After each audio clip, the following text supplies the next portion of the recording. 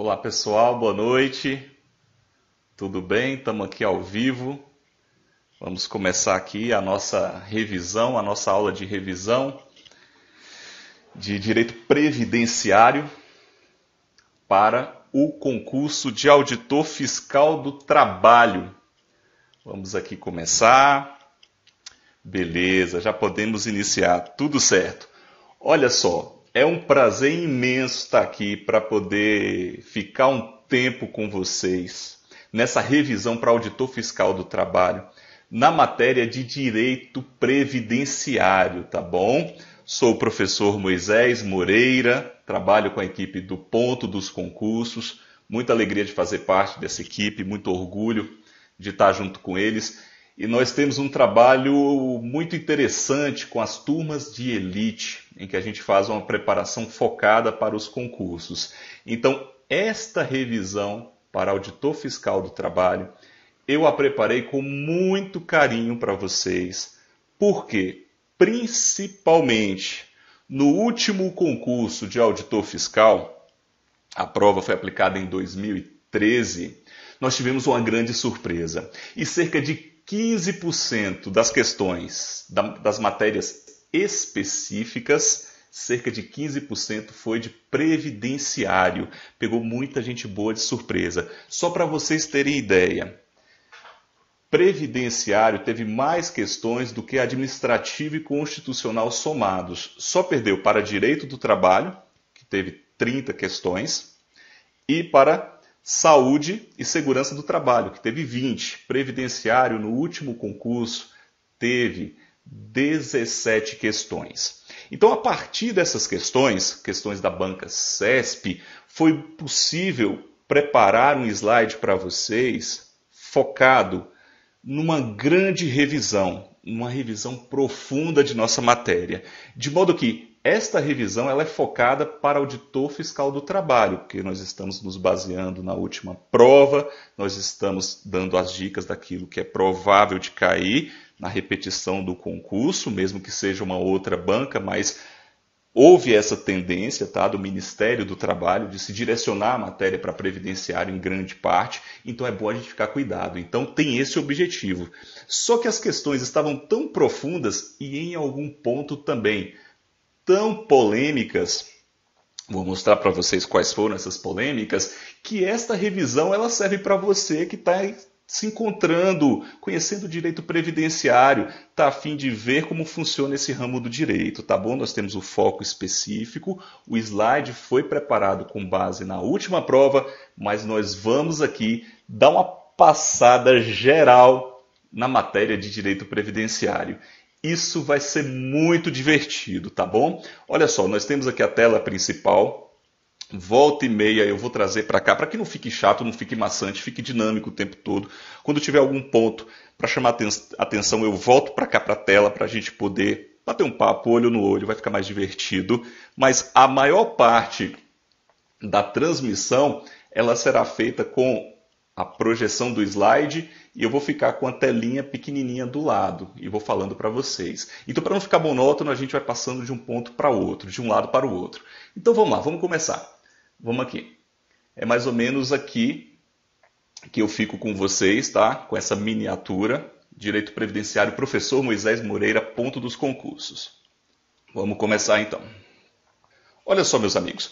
Aqui eu só fiz a síntese. A síntese não, eu fiz a transcrição de toda a matéria que foi cobrada no edital anterior. Como é que ela veio? Ela veio disposta aqui. Aqui é só para a gente ter uma ideia do universo que a gente está pisando aqui nessa revisão.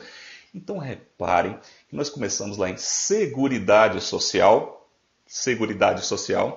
e nós concluímos aqui o edital de tudo aquilo que a gente tinha que estudar para o concurso anterior, no Decreto 3.048 de 99 e suas alterações. Olha que interessante.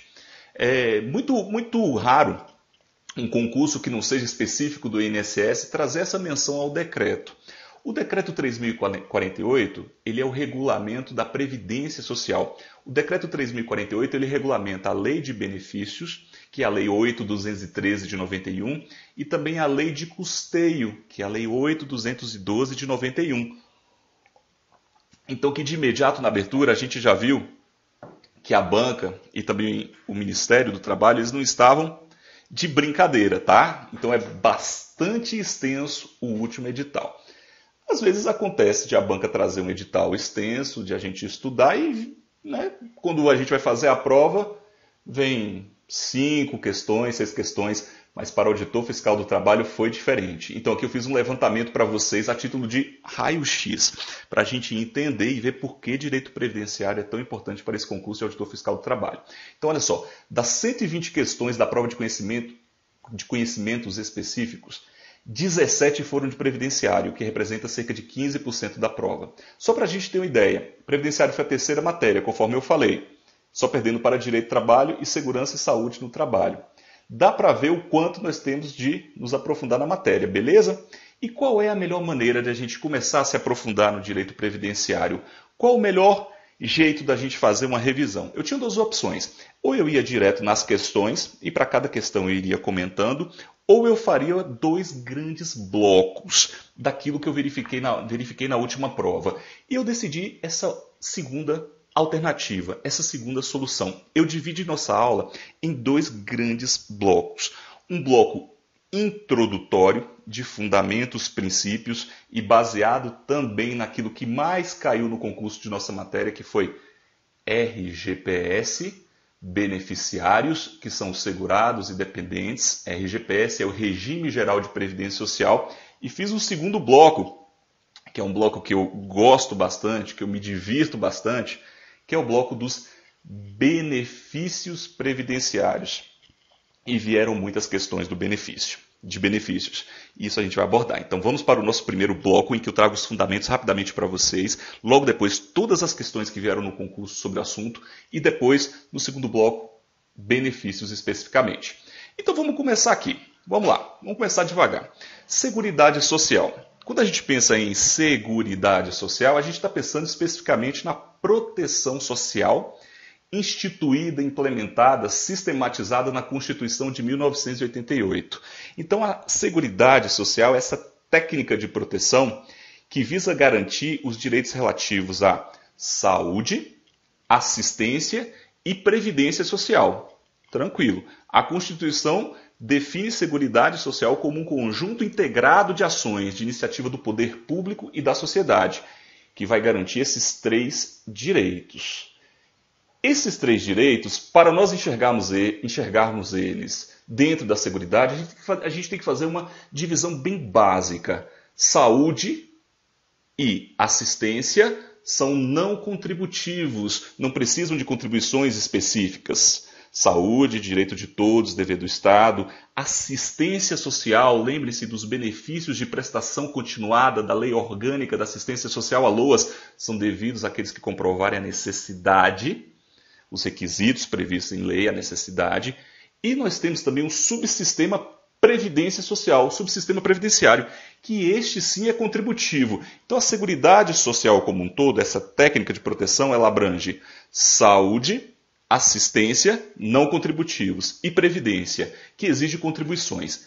Esta é a base do nosso assunto. É a partir daqui que a gente começa. Então, vou dizer para vocês, tudo que a gente disser a partir de agora, todas as dicas que a gente trouxer, todas as questões que forem resolvidas, elas têm por fundamento a noção de proteção social.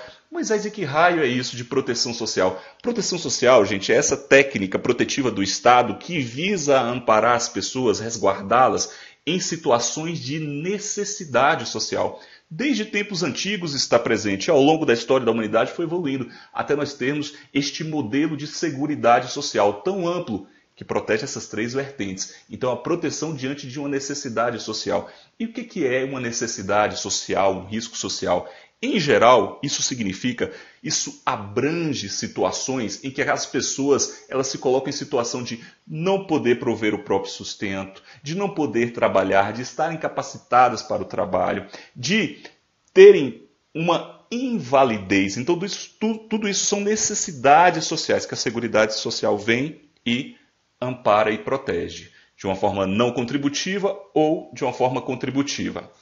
E nós temos, e o nosso concurso cobrou, nós temos princípios da Seguridade Social. Estes princípios estão previstos no parágrafo único do artigo 124, do artigo 194 da Constituição.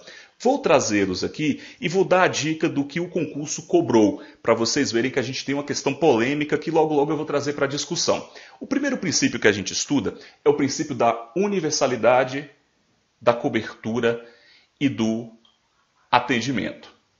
Meus amigos, como todo princípio, este também não é um princípio absoluto.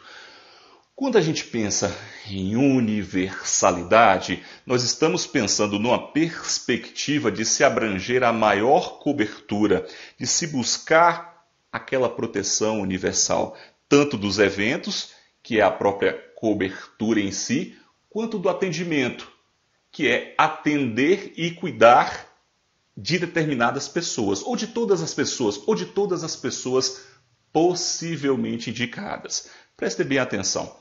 Qual é dos 3 ramos que nós indicamos? Qual é dos 3 ramos que a universalidade de cobertura e atendimento tem uma maior incidência? Qual é dos 3 ramos? Qual é dos 3 ramos que a universalidade da cobertura e do atendimento tem uma maior incidência? É na saúde. Concordam comigo? Saúde, direito de todos, dever do Estado. Mas a universalidade como um todo, ela está presente nos ramos da Seguridade Social. Mas ela não é um princípio absoluto, assim como nenhum outro princípio. Além da universalidade de cobertura e de atendimento, nós temos a uniformidade e equivalência na prestação dos benefícios e serviços aos urbanos e rurais. Olha só, gente, muita atenção aqui. Antes da Constituição de 88, nós tínhamos um tratamento diferenciado em relação aos rurais. E isso acaba. O que nós temos é uma previsão de uniformidade, ou seja, aquela cobertura previdenciária vai ter de observar tanto a população urbana quanto rural, e uma equivalência ligada aos valores dos benefícios urbanos e rurais. Pegadinha, dica, significa que não possam existir diferenciações ou discriminações? Não. Eu posso ter diferenciações, desde que sejam diferenciações razoáveis, diferenciações baseadas em critérios de razoabilidade. Tanto é verdade que a população rural, em regra, ela se aposenta com 5 anos a menos, quando nós estamos diante da aposentadoria por idade. A contribuição do segurado especial, que é uma espécie de trabalhador rural, ela é diferente da dos demais segurados do regime geral de previdência social, porque a contribuição do segurado especial, ela se baseia na receita bruta da comercialização da produção rural e não no salário de contribuição, assim como ocorre com todos os outros segurados. Tudo bem? Então a gente tem que ter este cuidado. Nós temos um terceiro princípio aqui muito importante, que é a seletividade e distributividade na prestação dos benefícios e serviços. Olha só, muita atenção. Por quê? Porque a seletividade e distributividade, ela tem uma função, além da função em si do próprio princípio, que é selecionar, escolher quais são aquelas necessidades sociais que merecem a cobertura previdenciária e realizar, em certos aspectos, principalmente na assistência social, uma distribuição, uma redistribuição de renda. Então tem a seletividade e a distributividade. Há um autor que usa uma frase muito interessante: selecionar para distribuir. Então, pela seletividade, princípio aplicável especialmente ao legislador, quando ele vai fazer a lei e ele escolhe quais são aqueles riscos sociais que eu vou proteger e vou cobrir. Ele seleciona. Então, atenção, meus amigos, porque olha só, a seletividade, a distributividade, ela ameniza, ela suaviza, ela mitiga a universalidade. Sabe por quê? Porque diante da realidade, principalmente orçamentária, a realidade do país, não é possível cobrir todos os eventos de necessidade que ocorrem na sociedade. Então são selecionados aqueles mais relevantes na perspectiva do grupo social dentro de uma certa época. Então a seletividade, ela mitiga a universalidade. Maravilha. Nós temos a irredutibilidade no valor dos benefícios, cuidado que aqui é benefícios, não é benefícios e serviços. Essa irredutibilidade, conforme decidiu o STF, é uma irredutibilidade nominal, o valor nominal do benefício aqui não pode ser reduzido, mas aqui não está garantida, não é obrigatória a atualização monetária de acordo com os índices inflacionários, então não é garantida a irredutibilidade real para a Seguridade Social. Segundo o STF, apenas a irredutibilidade nominal é que está garantida no parágrafo único do artigo 194, mas cuidado com a Previdência Social, porque para a Previdência, especificamente, aplicam-se tanto a irredutibilidade nominal, já que ela faz parte da Seguridade Social, e também a real, porque existe a garantia constitucional de que os benefícios previdenciários sejam reajustados, de modo a garantir pelo menos a inflação do período. Tranquilo? Equidade na forma de participação no custeio, há de se observar a capacidade contributiva das pessoas, quem ganha mais, contribui com mais, quem ganha menos, com menos, há de se observar essa escala. Então a contribuição dos empregados, por exemplo, ela varia de 8%, 9% ou 11% de acordo com o salário de contribuição. Nós temos uma diversidade da base de financiamento, então as fontes de custeio elas são múltiplas porque eu tenho o objetivo de, caso eu tenha crise num determinado setor, como as minhas fontes de onde vem o meu sustento, o meu custeio são variadas, a crise não vai abater necessariamente tudo. Eu tenho como lidar com isso. Então eu tenho financiamento pelas contribuições sociais, eu tenho a receita da União, dentre outros.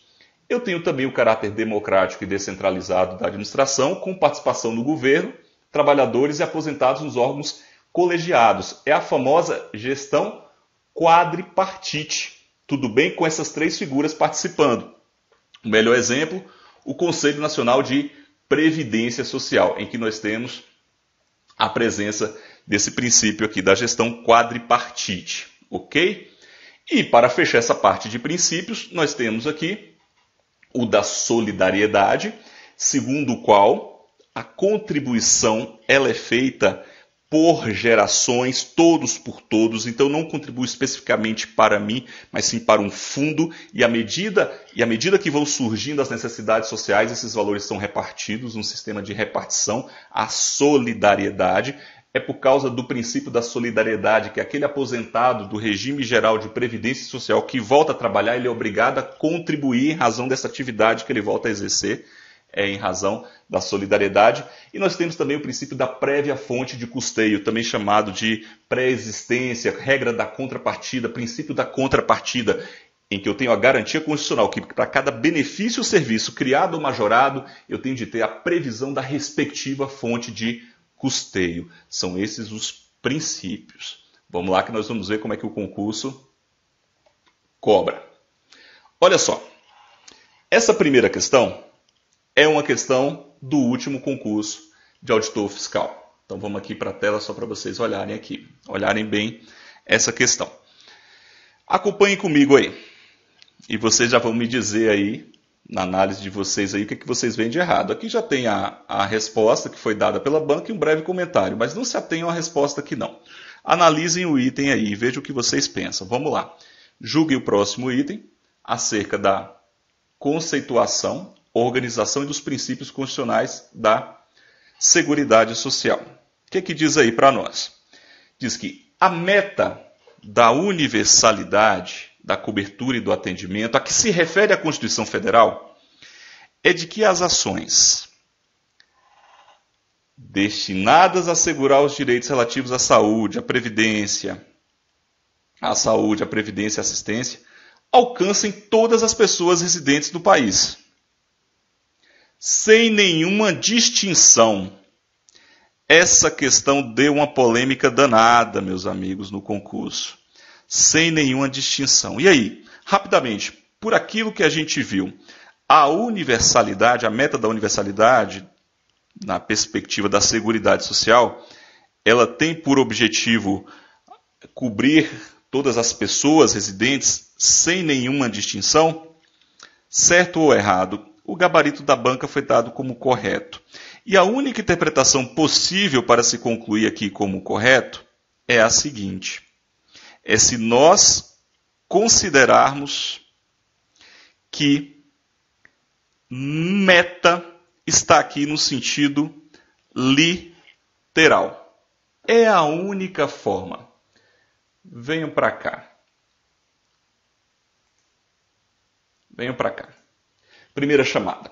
Vocês viram aí a primeira questão. Não quando eu enumerei aqui no nosso slide, não é porque era a primeira questão de direito previdenciário, não. É porque eu trouxe de acordo com a lógica baseada na matéria. Essa questão trata do princípio da universalidade. E ela dispôs que a universalidade visa cobrir, alcançar todas as pessoas residentes no país. Escreveu no final, sem nenhuma distinção. Mas Moisés, você não chamou a atenção agora que a gente começou a nossa revisão, você não disse assim, olha só, a universalidade ela é mitigada, ela é suavizada, ela é atenuada pela seletividade e distributividade.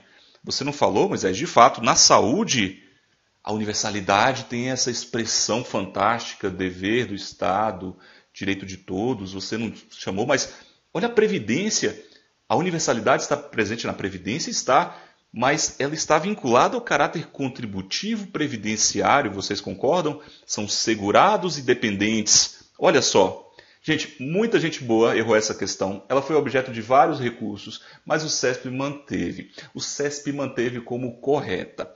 Qual o cuidado que eu chamo aqui a atenção de vocês? Independentemente do gabarito, é uma questão passiva de anulação por causa das divergências que existem. Tem gente que defende que ela está errada e ponto. Mas eu trago aqui para vocês, olha só. O mais importante é a gente entender que, de fato, a universalidade enquanto meta, a universalidade fria e secamente da Seguridade alcançar a todos que residem no meu país, até vai. Mas quando eu trago a universalidade para o viés de cada subsistema da Seguridade Social, quando eu trago a universalidade para o viés, inclusive, prático, em que eu seleciono, eu corto, eu escolho, a questão é problemática. A dica para o concurso, levem, guardem no coração isso. A meta em si, seca e friamente, é voltada para essa perspectiva. No entanto, se nós analisarmos a realidade, se nós analisarmos a situação do nosso país em vista da Constituição Federal e daquilo que é disposto para cada ramo, aí sim nós temos de considerar essa questão como errada. Segue, CESP disse, se o CESP for a nossa banca, a gente ainda não sabe qual é a banca para auditor fiscal do trabalho, está aqui uma questão que vai nos amparar caso ela pergunte alguma coisa nesse sentido. Então a gente responde nesse sentido para acertar a questão. Mas eu estou aqui para ensinar para vocês a pensarem e refletirem sobre Seguridade Social. E também, além disso, e principalmente, para a gente ser aprovado no concurso. Vamos seguir então? Maravilha. A próxima questão, ela envolve um tema que é o tema do financiamento da Seguridade Social.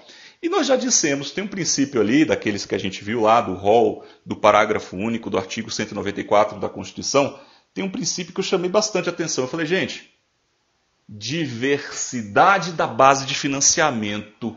A base de financiamento ela tem que ser diversificada. Devem existir diversas fontes. Para quê? Para que eu tenha um custeio saudável do ponto de vista financeiro orçamentário, para que eu tenha diversas fontes vertendo recurso, porque vocês concordam comigo que o meu sistema de seguridade social é um sistema amplo, ele não abrange saúde, assistência e previdência, ele é complexo, ele precisa de fontes de financiamento. Então, como a Seguridade Social será financiada? O artigo 195 diz, e os concursos adoram cobrar a literalidade do artigo 195. E o caput dele nos traz que a Seguridade Social será financiada por toda a sociedade, de forma direta ou indireta, nos termos da lei, mediante recursos da União, dos Estados, do Distrito Federal e dos municípios. E das seguintes contribuições sociais. Lá no artigo 195 ele vem e traz. Aqui eu tenho umas observações a fazer. Olha só. Então, o financiamento indireto, de acordo com o texto do caput, ele se dá por recursos dos orçamentos da União, dos Estados, do Distrito Federal e dos municípios. Beleza? Tá. E o financiamento direto, ele se dá por meio das contribuições sociais. E quais são as contribuições sociais? A Constituição nos diz, são das empresas, empregadores e equiparados, incidentes sobre a folha de salários e demais rendimentos pagos ou creditados a quem lhes preste serviço, mesmo sem vínculo empregatício. Também das empresas, incidentes sobre a receita ou faturamento. Também das empresas, incidentes sobre o lucro.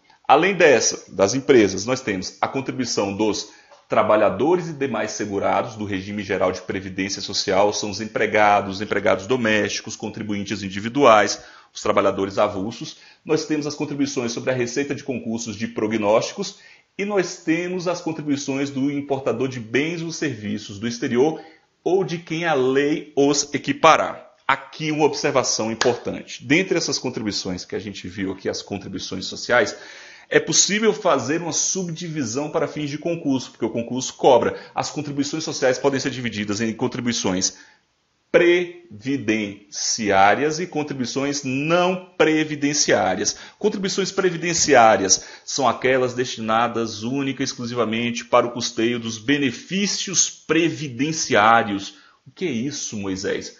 Meus amigos, as contribuições previdenciárias são aquelas que só podem ser utilizadas para pagar benefícios do INSS, benefícios previdenciários. E quais são as contribuições sociais previdenciárias, Moisés? São a das empresas, os equiparados ou empregadores incidentes sobre a folha de salários e demais rendimentos. Essa é uma contribuição previdenciária, é o que a gente chama de contribuição patronal. E também é previdenciária a contribuição dos trabalhadores e demais segurados do regime geral de previdência social. Então essas duas, da empresa sobre a folha, rendimentos e demais valores pagos ou creditados aos trabalhadores que prestam serviço, mesmo sem vínculo empregatício, que a gente chama de contribuição patronal, e a dos trabalhadores e demais segurados, elas só podem ser destinadas, os seus recursos só podem ser destinados ao pagamento de benefícios previdenciários. Aquelas outras contribuições previstas no artigo 195 da Constituição são contribuições não previdenciárias. Significa o quê? Significa que elas são utilizadas para os 3 ramos da Seguridade Social: saúde, assistência e previdência também. Concordam? Que pode? Pode, porque previdência faz parte da Seguridade Social. Vamos para o que o concurso cobrou. Vamos colocar aqui na tela aqui. O que o concurso... Opa! Voltemos. O que o concurso cobrou da gente aqui? O concurso falou: julgue o próximo item acerca da conceituação da organização e dos princípios constitucionais da Seguridade Social. E ele afirmou: a Seguridade Social ela é financiada por toda a sociedade. De forma indireta. Estranharam alguma coisa aqui? Sumiu direto, não sumiu? Sumiu. Isso deu polêmica também. Já já eu falo o que o CESP entende nesses casos aqui. Aqui já é menos polêmica que a outra, mas dá pau também na hora da prova e a gente vai aprender como fazer isso aqui. A Seguridade Social é financiada por toda a sociedade, de forma, vírgula, né, gente? Sociedade, vírgula, de forma indireta nos termos da lei, ou a sequência, mediante recursos provenientes do orçamento da União. Como é que é a contribuição da União?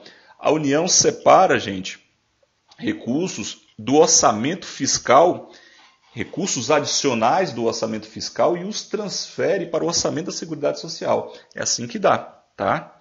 A contribuição da União, dos estados e também dos municípios e do Distrito Federal.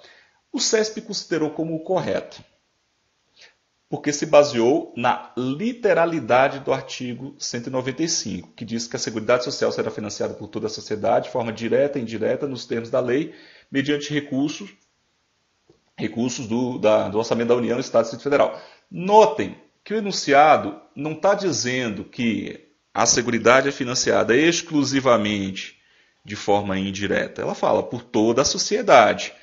Ela omitiu o forma direta, que são as contribuições sociais, mas ela manteve o indireta. É correto eu afirmar que a Seguridade Social ela é financiada de forma indireta por meio de recursos dos orçamentos da União, dos estados, do Distrito Federal e municípios? É correto eu falar que a Seguridade Social é financiada por toda a sociedade de forma direta por meio das contribuições sociais, que são aquelas que a gente viu, e que nós temos as contribuições previdenciárias e não previdenciárias, também é. O CESP adora fazer isso. Ela pega uma frase que tem 2 sentidos e ela afirma um deles. Não significa que ela está negando o outro. Ela está afirmando um deles. E assim permanece e assim vai na linha. Foi por isso que a questão foi tida como correta. Beleza? a segunda questão da prova. Vamos seguir, que agora a gente vai entrar no ponto mais cobrado do concurso. E aqui eu já chamei a atenção, já pintei tudo aqui. Atenção, foram 3 questões. Então, de 17 questões, no nosso concurso, nós tivemos 3 sobre regimes de previdência. Tem mais uma que lá no final aparece, que trata também de previdência complementar. Então a gente pode dizer que foram 4. Eu trago lá no final a título de fechamento. Mas atenção aqui, vamos lá. Atenção aqui. Porque isso é importante. No Brasil, nós temos 3 regimes de previdência, tá bom? O CESP gosta de perguntar isso. São 2. Regime geral e regime próprio. Não está errado, são 3. No Brasil nós temos 3 regimes de previdência. Regime geral de previdência social, que é o regime básico, público, compulsório, que abrange milhões de brasileiros. Você trabalhou com carteira assinada, você se filia ao regime geral de previdência social. Nós temos, além do regime geral de previdência social, os regimes próprios de previdência social. Vocês aprovados no concurso para auditor fiscal do trabalho serão submetidos a um regime próprio de previdência social. Todos os estados instituíram regimes próprios de previdência social. Alguns municípios também. Além do regime geral, dos regimes próprios, nós temos também o quê? Os regimes de previdência complementar. O regime de previdência complementar, ele é autônomo em relação ao regime geral de previdência social. Ele não é vinculado, ele possui autonomia. E gravem, porque cai na prova. O regime de previdência complementar, ele é opcional. Ele é facultativo. Eu opto por contribuir numa previdência complementar para aumentar a minha renda. 2. São 3 regimes de previdência. O que são regimes de previdência? Regimes de previdência são coberturas contributivas em que eu ofereço benefícios para os segurados ou seus dependentes, aposentadorias e pensões. Isso é um regime, prever o futuro, prever situações. Algumas são previsíveis, outras são imprevisíveis. Por exemplo, a idade avançada, eu consigo prever que um dia eu vou ter uma idade e que eu vou parar de trabalhar. Mas existem também eventos imprevisíveis, não programáveis. Existem eventos programáveis, aposentadoria por idade, e eventos não programáveis, que aí eu tenho uma aposentadoria por invalidez, um auxílio doença, um auxílio acidente. 3 regimes de previdência, 2 públicos básicos compulsórios, que devem observar critérios para garantir o equilíbrio financeiro, atuarial, que deve ter esse cuidado, contributivos, e eu tenho um regime complementar, que é autônomo, opcional, não é vinculado, mas a adesão a ele ela é opcional. Pergunta básica que muita gente me faz: Moisés, é possível se filiar a mais de um regime de previdência social? É. Você trabalha como auditor fiscal do trabalho e gosta de dar aulas também na faculdade particular, no cursinho para concursos. Então você é filiado ao regime próprio, a Lei 8.112 de 90, e você é filiado no regime próprio, por causa do concurso que você passou e foi aprovado. E você também vai ser filiado, mas aí em relação ao regime geral de previdência social, quanto àquela aula que você está dando. Tudo bem? E é possível até você ter uma previdência complementar. Mas cuidado, porque aqui tem a pegadinha, que é uma previsão constitucional e que às vezes os concursos cobram. Todavia, não é permitido que uma pessoa filiada a um regime próprio, em regra, não é permitido isso, que ela filiada a um regime próprio, ela fala, estou aqui filiado no regime próprio, ganho uma grana boa, sou auditor fiscal do trabalho e eu estou pensando em contribuir como segurado facultativo do regime geral de previdência social. Então vou começar a pagar. Posso? Em regra, não. No caso da 812, não, de forma nenhuma. Você não pode contribuir como facultativo do regime geral se você está filiado a um regime próprio de previdência. Cuidado. Moisés, e o que o regime geral cobre? Quais são os eventos, as necessidades sociais? A Constituição nos diz em seu artigo 201. Eu não falei lá no início que a Seguridade Social está ligada à proteção, proteger, amparar no caso dessa incapacidade para o trabalho? Eu não afirmei tudo isso? Maravilha. Então vamos observar. A Constituição chega para mim e fala, Moisés, O RGPS, Regime Geral de Previdência Social, compulsório contributivo, ele vai proteger os eventos de doença, é por isso que nós temos o auxílio-doença, invalidez, aposentadoria por invalidez, morte, nós temos pensão por morte para os dependentes do segurado que morre, idade avançada, aposentadoria por idade, maternidade, salário maternidade e atenção, porque aqui como tem a ver com a nossa matéria, por ser um tema trabalhista, pode vir uma prova de auditor fiscal trabalho, uma prova de TRT, enfim. A Constituição diz que a proteção ao trabalhador em situação de desemprego involuntário é uma necessidade a ser coberta pela Previdência Social, seria o seguro-desemprego. Está aqui em vermelho no slide, deixa aí. E ela também diz que o salário família e auxílio reclusão em razão ou para os dependentes do segurado de baixa renda. Cuidado!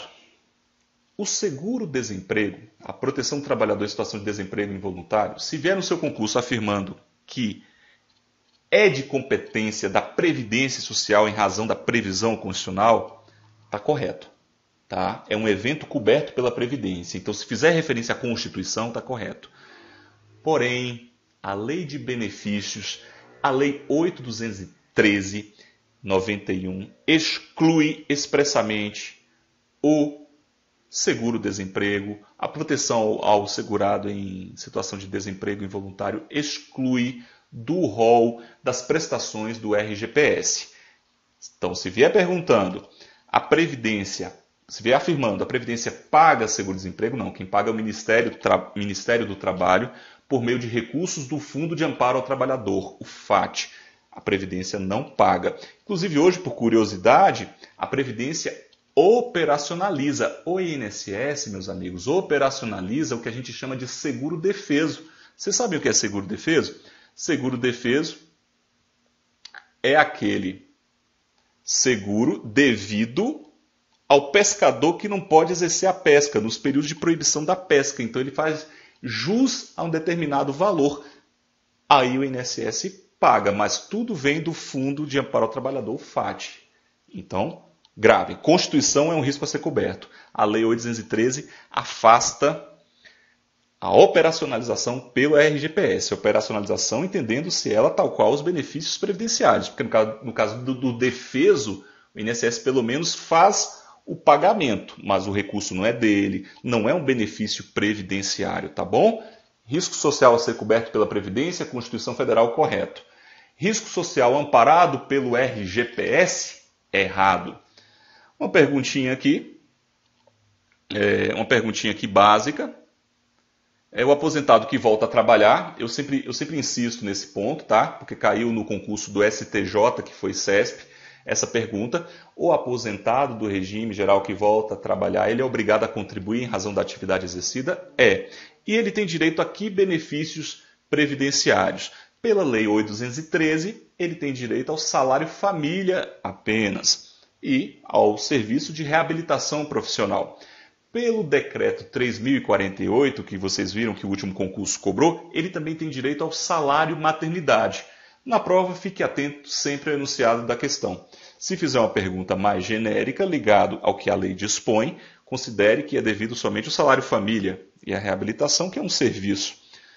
Mas, se fizer referência ao decreto 3.048, aquilo que o INSS paga, considere que o aposentado que volta a trabalhar, nessa atividade que ele está trabalhando, ele é obrigado a contribuir, mas somente tem direito a salário família, salário maternidade e a reabilitação profissional, tá bom?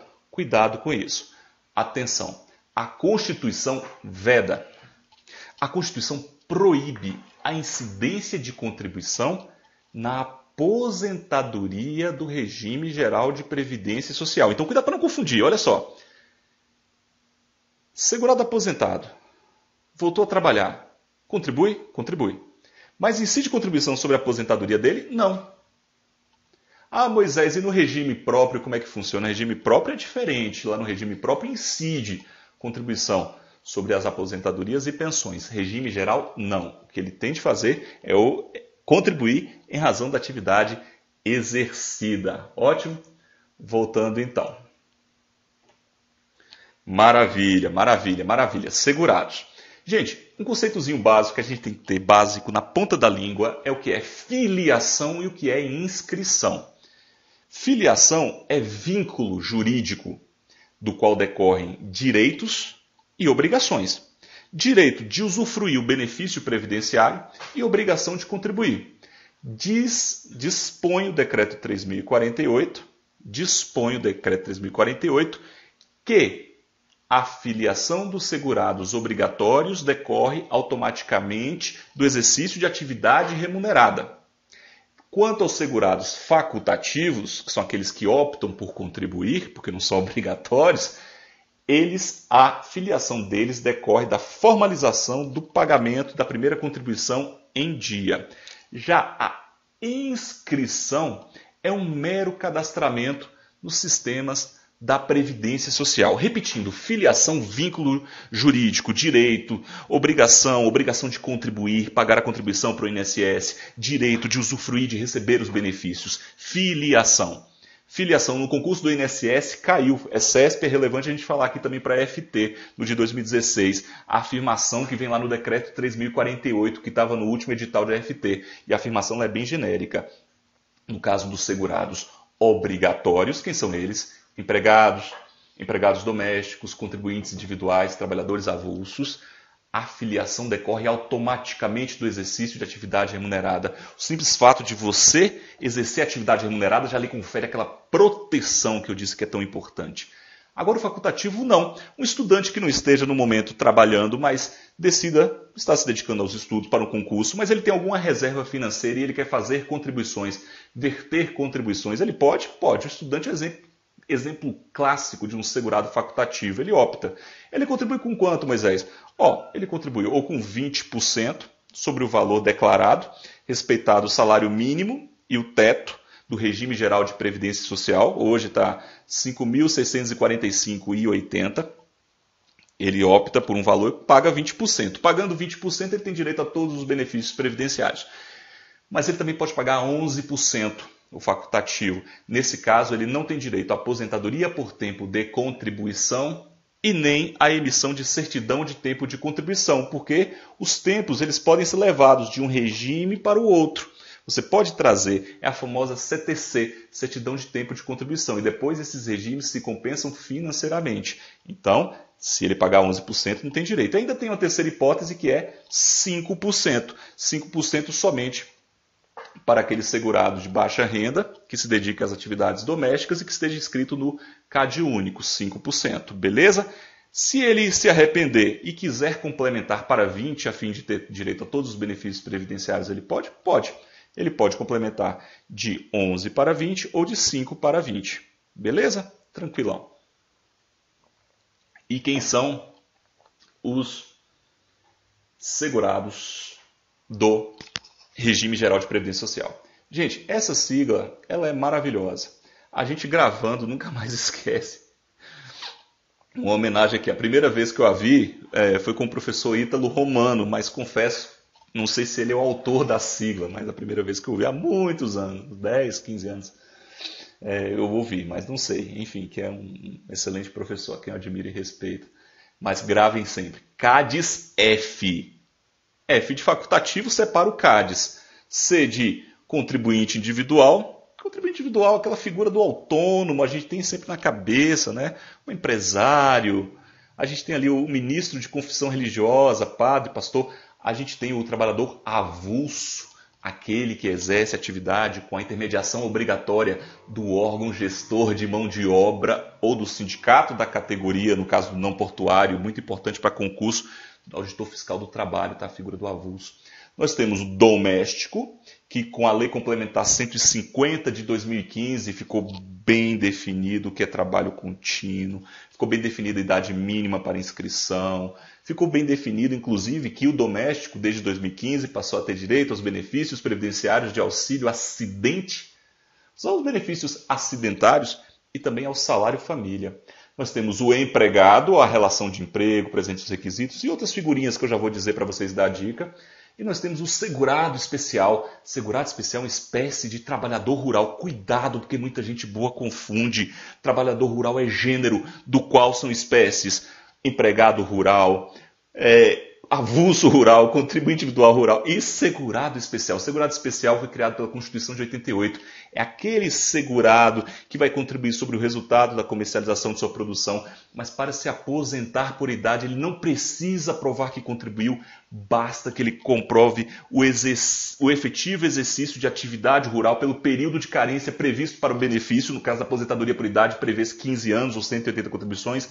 Então o segurado especial ele comprova tempo de atividade rural por 15 anos, ele já pode aposentar. Moisés, mesmo sem contribuir, é uma situação especial, tratada de forma diferenciada, tudo bem? Beleza, vamos para o próximo aqui. Aqui eu trouxe, e é importante que o slide fica com material de apoio para vocês, porque eu mapeei tanto o que caiu no último concurso de auditor fiscal do trabalho, quanto a tendência do CESP. Então eu trago aqui para vocês as situações que ele pode cobrar, seja porque efetivamente ele cobrou ou porque tem uma probabilidade, porque cai muito em prova, tá bom? Dicas de ouro, tá, gente? Dicas de ouro. A minha função aqui nessa revisão é despertar o interesse, acredito que a maioria já tem em direito previdenciário, entender que não é um ramo difícil. Eu não o considero hermético, pelo contrário, quando a gente vai entendendo a essência, a gente consegue elaborar e construir raciocínios, eu vou mostrar para vocês, já estou mostrando, e é assim que a gente vai resolver a prova, entender e acertar as questões. Então, quando na prova vier uma pergunta sobre facultativo, meus amigos, atenção para essas figuras clássicas. Dona de casa, síndico não remunerado, porque se o síndico for remunerado, ainda que de forma indireta, ou seja, isenção de taxa de condomínio, ele é contribuinte individual. Então, somente o síndico não remunerado é que é facultativo. O estudante brasileiro que acompanha cônjuge para o exterior, o bolsista que se dedique integralmente à pesquisa, doutorado, pós-graduação, mestrado, e o estagiário. Desde que, é claro, né, meus amigos, que o estagiário esteja estagiando, esteja atuando de acordo com a lei do estágio, tá? Observando as regras, porque se desvirtuar, o estagiário pode vir a ser considerado enquadrado numa outra categoria, por exemplo, empregado. E o empregado, além da figura clássica do direito do trabalho, que vocês estão cansados de saber, que tem lá os requisitos da relação de emprego, onerosidade, subordinação, continuidade. Nós temos aqui algumas situações do empregado que podem vir na sua prova, que às vezes não são tão óbvias. Então, olha só. O brasileiro civil que trabalha para a União no exterior, em organismos do qual o Brasil faça parte, é empregado. Grave isso aqui que eu grifei. Que trabalha para a União no exterior, em organismos oficiais, organismos estrangeiros, brasileiros e internacionais dos quais o Brasil faça parte, seja membro efetivo, ainda que lá domiciliado e contratado, salvo se ele estiver ligado à previdência lá do país, salvo se amparado por regime próprio. Mas gravem isso aqui, porque isso aqui diferencia. Se ele não estiver a serviço da União, ele vai se enquadrar como contribuinte individual. Vocês vão notar que a figura do contribuinte individual, ela possui um caráter residual. Ela vai sobrando, sabe? Descaracterizou o segurado especial, vai para contribuinte individual. Então o rol do contribuinte individual é imenso, mas eu quero que vocês entendam. O contribuinte individual ele vai ter essa marca. E aqui nesse caso aqui, é preciso necessariamente que ele não esteja a serviço da União. Servidor público, questão de prova isso aqui, tá? Questão de prova. Servidor público que ocupa exclusivamente cargo em comissão, sem que tenha vínculo, ele é considerado segurado empregado do regime geral de previdência social. Não estou falando do que tem vínculo efetivo, estou falando daquele que tem vínculo exclusivamente um vínculo seletista, tá? Um cargo de comissão em caráter exclusivo. Ele não tem uma filiação ligada ao regime próprio. Então, uma pessoa que é nomeada num cargo em comissão, por exemplo, e que não tem uma ligação com a instituição, com o instituto, ele é um segurado obrigatório do regime geral de previdência social, como empregado. O exercente de mandato eletivo, federal, estadual, municipal, desde que ele não esteja ligado a regime próprio. Olha só, é sempre exceção, desde que não esteja ligado a regime próprio. Servidor da União dos Estados, ocupante de emprego público, aqui é muito importante, os ocupantes de emprego público, os que trabalham, por exemplo, no Banco do Brasil, são todos segurados do Regime Geral de Previdência Social. E o aprendiz, assim entendido aquele de 14 a 24 anos ou portador de deficiência que não teria a idade. O aprendiz é classificado como segurado empregado. Contribuinte individual, primeira figura, cuidado com o garimpeiro. Por quê? Porque o garimpeiro, ele é contribuinte individual. Mas se ele trabalhar em regime de economia familiar, aquele regime que todos contribuem para a subsistência, o sustento, o desenvolvimento do grupo familiar, efetivamente fazem parte disso. Se o garimpeiro trabalhar em regime de economia familiar, o garimpeiro ele vai ter direito à redução na idade. O que eu disse lá no começo, que eu falei um pouquinho do trabalhador rural, eu falei do segurado especial, trabalhador rural, eu falei da característica peculiar da redução de 5 anos na idade. Eu falei, não falei? Maravilha. O garimpeiro, apesar de contribuinte individual, de ser contribuinte individual, ele tem direito à redução de 5 anos na idade, tá bom?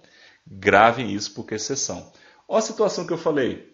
Brasileiro civil que trabalha no exterior para organismo oficial internacional do qual o Brasil seja membro efetivo, ainda que lá domiciliado ou contratado, salvo quando coberto por regime próprio. O que está faltando aqui? Está faltando trabalha para a União. Se estiver escrito para a União na sua prova, ele é um empregado. Sem União, ele é um contribuinte individual.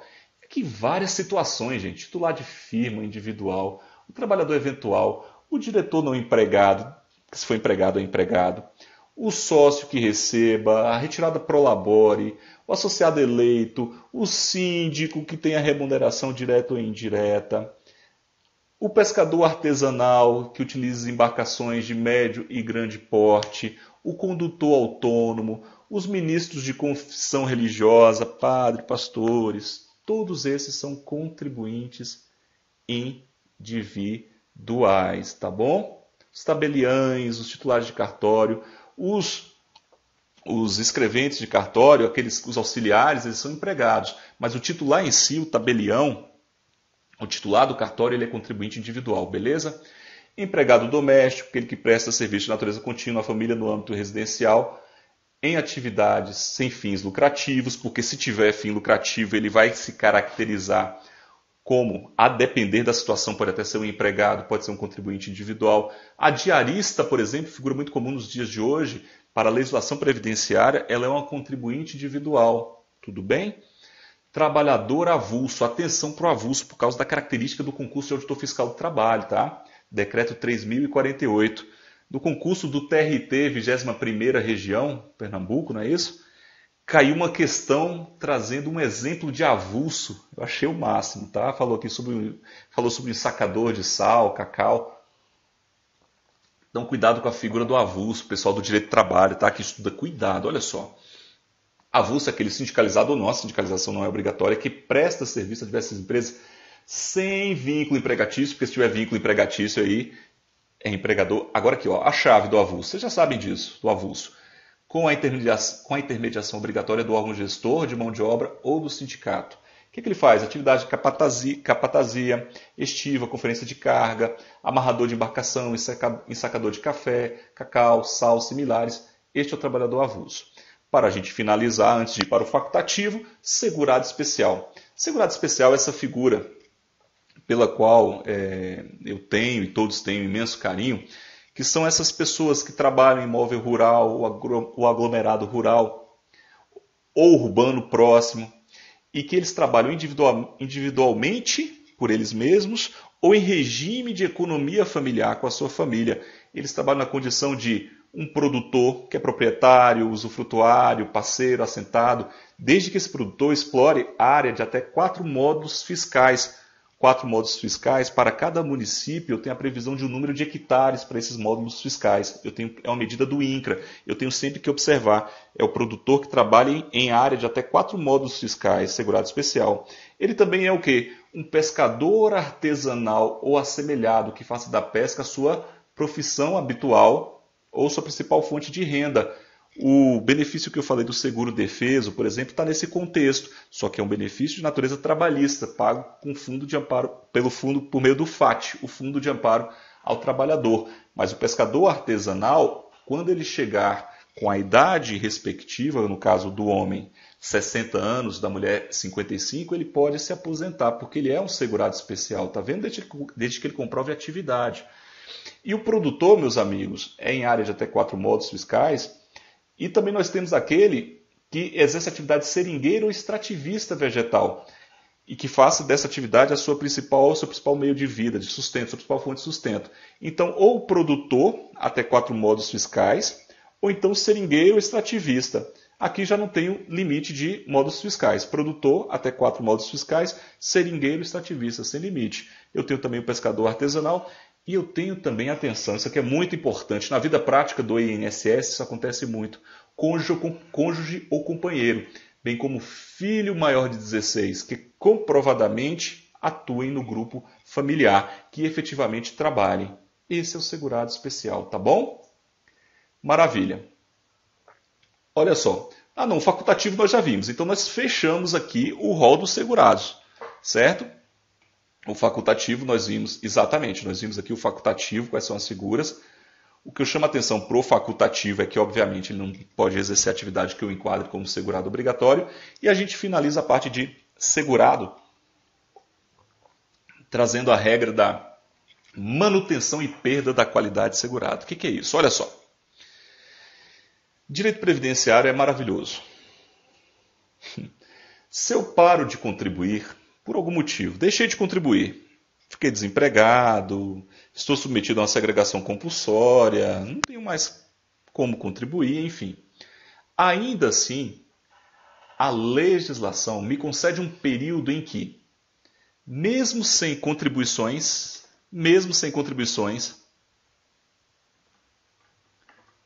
eu ainda fico protegido. É período de graça, meus amigos. Olha o nome já indica tudo. Período de graça. É aquele período previsto pela legislação previdenciária em que, mesmo sem eu estar contribuindo, eu fico protegido, eu fico amparado pela Previdência. Então, se eu for vítima de uma incapacidade, sujeito a uma invalidez, eu vou ter direito a um benefício? Vai sim, você está protegido. Se eu vier a faltar, se eu morrer, os meus dependentes vão receber a pensão por morte? Vão sim. E se eu for preso? Os meus dependentes vão receber o auxílio reclusão? Vão sim. Período de graça. Mas o período de graça não é para sempre. Via de regra, e gravem isso, que a regra de ouro é de 1 ano. Esse 1 ano, se você é um que deixou de exercer atividade remunerada, de contribuir, ele pode ser prorrogado por mais 12, se você tiver mais de 10 anos de contribuições. Você tem um período contributivo muito grande, então você não tem só 12, você tem 12 mais 12, 24. Aí, se além disso você tiver 12, mais de 10 anos, que já somou as 12, se você comprovar a situação de desemprego involuntário, e o INSS considera como tal, a legislação previdenciária interna normativa específica, como um comprovante de recebimento de seguro-desemprego, você vai ter mais 12, chegando ao máximo de 36 meses de proteção. Então a pessoa pode ficar protegida, a depender da situação. Depois que ela parou de contribuir, ela pode ficar protegida por até 36 meses, ok? E aqui estão os prazos. Se você está em gozo de benefício, pensa aí comigo, se você está recebendo benefício, você está protegido, não está? Estou recebendo benefício. Então, mantenha a qualidade, sem limite de prazo, quem está recebendo benefício, tranquilo. A situação do inciso 2º é a mais comum. Até 12 meses após a cessação das contribuições, o segurado deixar de exercer atividade remunerada abrangida pela Previdência ou estiver suspenso ou licenciado sem remuneração. 12 meses após cessar a segregação, no caso de segurado acometida a segregação compulsória. Isso aconteceu em determinado período em que determinadas doenças, as pessoas eram submetidas a um afastamento do convívio, doença contagiosa. Então essa pessoa tinha 12 meses de proteção quando ela voltava ao convívio.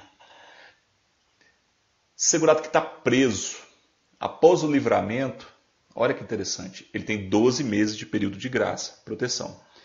3 meses após o licenciamento, aquela pessoa que foi incorporada às Forças Armadas, então ela volta, ela tem 3 meses de proteção, são os únicos prazos diferentes. 3 meses para o segurado incorporado às Forças Armadas, que presta serviço militar, é o conscrito. E o facultativo. Cessadas as contribuições do facultativo, ele tem 6 meses de proteção previdenciária. Beleza? Vamos animar um pouquinho. Antes das questões aqui, foram 3 questões. Vem aqui que eu vou falar alguma coisa interessante aqui para vocês. Olha só, uma dica. Muitas pessoas chegam para mim e falam: Moisés, eu vou pagar todas as minhas contribuições para o passado, eu quero retroagir as contribuições, eu quero porque a minha filiação, então para eu me aposentar eu nunca paguei nada, eu contribuí, a previdência contributiva, agora eu quero contribuir. Cuidado, tá, gente? A contribuição retroativa, ela vai ter de observar determinados critérios. Pagar para o passado. Já já nós vamos ver o conceito de carência. Carência é o número mínimo de contribuições mensais obrigatórias para se ter direito ao benefício. Em regra, meus amigos, a carência, quando você paga para o passado, a carência ela não é computada, a carência é sempre para o futuro. Em algumas situações, você pode fazer contribuições para o passado? Pode, se você exercia atividade que lhe enquadrava como segurado obrigatório e você não contribuía. Um advogado que não fazia os recolhimentos para o INSS, ele pode contribuir para o passado? Pode, mas neste caso, este tempo para o passado vai ser contado somente como tempo de contribuição e não como carência. Porque carência é sempre para o futuro. Grave essa informação que eu já volto e vocês vão entender. Agora, estejam comigo aqui. Se eu nunca exerci atividade, eu sou um facultativo. Eu falo, poxa, mas já que eu sou facultativo, então eu vou pagar todo o passado, pagar os 15 anos que eles me exigem, as 180 contribuições que eles me exigem para eu me aposentar, vou pagar todo o passado e me aposento por idade. Eu posso fazer isso como facultativo? Não. Não. Vocês viram que a filiação do facultativo ela é formalizada ela se dá pela inscrição formalizada com o pagamento da primeira contribuição em época própria. O facultativo não pode pagar para o passado. No entanto, se esse facultativo parou de contribuir e entrou em período de graça, somente nesse períodozinho que ele começou a entrar em período de graça, que ele está protegido, não está? Beleza, mas ele quer contar aqueles 6 meses que a gente acabou de estudar, ele quer contar, ele pode então pagar 3, 4 meses para o passado? Pode. Facultativo, a regra não se paga para o passado, exceto em relação a esse período de manutenção da qualidade segurado no período de graça. Já volto nisso. Vamos para as questões. Vem cá. Beleza. Olha só, pessoal. Questão aí, 3, 4 e 5. Eu juntei 3 aqui que tratam desse assunto. Deu para ver, então, que cai demais. Não é verdade? Beleza. Cai demais esse assunto de segurados obrigatórios. Maravilha. A primeira diz que o bolsista que se dedique em tempo integral à pesquisa em curso de especialização, pós-graduação, parará, desde que não esteja vinculado a qualquer regime, será considerado segurado obrigatório? Estava vindo bonitinho, não estava a questão? Estava falando um monte de coisa legal, não estava? Maravilha, maravilha, maravilha. Só que errou. O bolsista, eu disse para vocês, nós estudamos, que se dedique integral. Gente, está indicando, ele se dedica em tempo integral, que hora ele vai trabalhar? Então, esse cara, o bolsista, ele é o quê? Facultativo. A questão está errada. Dona de casa inscrita como facultativa poderá recolher contribuições em atraso? Moisés, eu já aprendi aqui agora que em regra não. Perfeito. Desde que a primeira tenha sido em época própria e não seja ultrapassado o prazo de 6 meses após a cessação das contribuições. O CESP, concurso para FT, pegou um ponto específico do direito previdenciário e trouxe aqui para nós. Olha que interessante, trouxe uma exceção. Facultativo não pode, é a regra. Mas ela poderá, o facultativo, deu o exemplo aqui da dona de casa, ela poderá recolher em atraso, sim, desde que ela tenha uma em época própria e não se tenham passado os 6 meses, porque 6 meses é o período de graça. Matamos? Beleza. Olha a outra. Tá vendo que é fácil, gente? É tranquilo, tá para ir, vem comigo. Direito previdenciário é assim. Indivíduo que exerce de forma autônoma. Moisés falou autônomo, eu já começo a pensar em contribuinte individual, não é?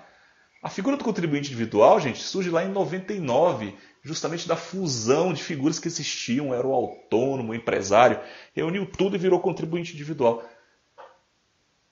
Exerce de forma autônoma, atividade de contador devidamente reconhecida. É considerado de acordo com um segurado facultativo? Jamais. Tá? Jamais. Os profissionais liberais, médicos, advogados, são contribuintes individuais. Maravilha? Fechado? Vamos lá, vamos animar. Vamos animar que a gente tem mais coisa. Dependentes. Último concurso. Dependentes aqui na tela para não ficar chato. Dependentes. Quem são os dependentes? Os dependentes são aquelas pessoas que recebem uma proteção previdenciária em virtude da relação que eles têm com o segurado. Moisés, um dependente pode ser um segurado? Pode. Eu posso ser um dependente e um segurado. Mas ele não vai descaracterizar? Não. Vamos pensar no caso aqui de um filho menor de 21 anos, está trabalhando, ele mesmo é um segurado, não descaracteriza o trabalho. Não descaracteriza o trabalho. Mas ele é dependente de um segurado. Ele é dependente de um segurado. O filho pode dar algum probleminha. Vamos pensar aqui, marido e mulher, que são dependentes presumidos de primeira classe. Dependência presumida. Gente, a proteção previdenciária do dependente, ela se dá em razão do vínculo que esse dependente tem com o segurado. Eu sou um segurado, eu pago as minhas contribuições, eu tenho os meus filhos, eu tenho a minha esposa, eles são os meus dependentes. Ah, mas a sua esposa trabalha. Não importa, gente. A dependência econômica dos dependentes de primeira classe, eu já vou dizer para vocês quais são as classes, ela é absoluta, é uma presunção absoluta, primeira classe, é por isso que chama primeira classe. Então vamos lá, Lei 813, dependentes, quem são eles? Os dependentes no nosso direito previdenciário, eles se dividem em 3 classes. Primeira classe, cônjuge, companheira, filho menor de 21 anos, de qualquer condição, ou inválido, ou que tenha deficiência mental, intelectual ou deficiência grave. Esses são os de primeira classe. Cônjuge, companheiro, filho de qualquer condição menor de 21 anos, ou inválido, ou que tenha deficiência mental, intelectual ou deficiência grave. Ou seja, é até 21, mas se for inválido, se tiver deficiência mental, intelectual ou deficiência grave, pode ultrapassar a idade. Ah, Moisés, eu ouvi dizer que se eu tiver 24, estiver fazendo faculdade, 22, 23, eu sou dependente. Não, STJ já pacificou, não temos isso. A idade previdenciária para fins de dependência é 21 anos e ponto. Não é nem 18 do Código Civil, não é nem os 24 que você pode ter aí num regime próprio ou em alguma coisa. Não, não pode. Regime geral, 21 anos de idade, beleza? Salvo-se inválido, que tenha deficiência mental, intelectual, deficiência grave. Primeira classe. Ah, tá, Moisés, e o menor, o enteado e o menor sob tutela? Eles são chamados de equiparados e desde que comprovem dependência econômica, não ter bens suficientes para o próprio sustento, desde que nós tenhamos também uma declaração do segurado à época, eles são considerados como dependentes de primeira classe. A pessoa que está separada, a pessoa que está divorciada, que receba alimentos, também entra um dependente de primeira classe. Dependente de primeira classe é presumido. Companheiro, companheira, companheiro homoafetivo, todos dependentes de primeira classe. Segunda classe. Quem são os dependentes de segunda classe? Pais. Os pais só vão ter direito à pensão por morte, que é um benefício devido aos dependentes, caso não existam dependentes de primeira classe. Beleza? Maravilha. E os pais, segunda classe, pense sempre assim, segunda classe, eles precisam comprovar a dependência econômica, eles precisam comprovar que dependiam economicamente daquele filho que veio a morrer. Terceiro, irmãos de qualquer condição, menores de 21 ou inválidos, ou que tenham deficiência mental, intelectual, deficiência grave. Os irmãos só vão ter direito, por exemplo, à pensão ou ao auxílio reclusão se não tiverem dependentes de primeira nem de segunda. E vem os de terceira, que são os irmãos. Entenderam a lógica? Se a pessoa morreu, ela tem filho, esposa, pai, mãe, irmão. Quem é que vai receber? É só o filho e a esposa, que é dependente de primeira classe. Os outros não recebem nada. Se não tem dependente de primeira classe, aí os pais recebem. Se não tem nem de primeira nem de segunda, aí vai para os irmãos. Situação específica, enteado e menor tutelado são equiparados. E atenção, não para o INSS, não para a legislação previdenciária, mas para o STJ. O menor sob guarda também é considerado como dependente. Vamos continuar, que esse assunto é muito legal. que é que o concurso nos cobrou aqui? O concurso nos trouxe uma questão muito interessante. Vamos lá. Tá, aqui. Deixa eu só voltar um pouquinho aqui. Aqui é o slide. Eu acabei falando na câmera, me empolguei, mas aqui está o slide com todas as informações. Tá? Primeira, segunda e terceira classe. Aqui é porque eu me empolguei para a aula não ficar maçante. A gente se empolga porque direito previdenciário é muito bom, mas está aqui o slide com todas as informações para vocês. E aqui nós temos a questão que caiu no concurso. Tem uma outra questão que aparece lá no final. Então foram duas de dependentes. Então muita atenção com esse assunto. O que ele perguntou? Olha só. O companheiro e a companheira, desde que comprovem a existência de união estável, maravilha, integram o rol de dependentes da primeira classe, o que lhes permite receber pensão por morte, auxílio e reclusão, conforme o caso. É isso mesmo, meus amigos. Companheiro e companheira, cuidado com a pegadinha, eles são dependentes de primeira classe. Ah, Moisés, companheiro e companheira tem que comprovar que dependia economicamente, né? Não, não é comprovação da dependência econômica. O que o companheiro ou a companheira tem de fazer, nos termos do artigo 22, parágrafo 3º do Decreto 3.048, o Regulamento da Previdência Social, é comprovar o vínculo, a união estável. Ah, eu comprovo união estável, vínculo no INSS e na Previdência? Comprova. E o Decreto 3.048, artigo 22, parágrafo 3º, traz um rol exemplificativo, de documentos. Então você pode apresentar uma certidão de filho em comum, certidão de casamento religioso, prova de mesmo domicílio, declaração especial feita perante tabelião. Tudo isso serve de prova do vínculo. O decreto exige pelo menos 3 dessas provas, mas apresentado menos provas, você pode ter até uma justificação administrativa, que é um procedimento para suprir a insuficiência de prova. Beleza? Matamos a questão, matamos essa parte do assunto. E olha que maravilha, chegamos nesse quadro.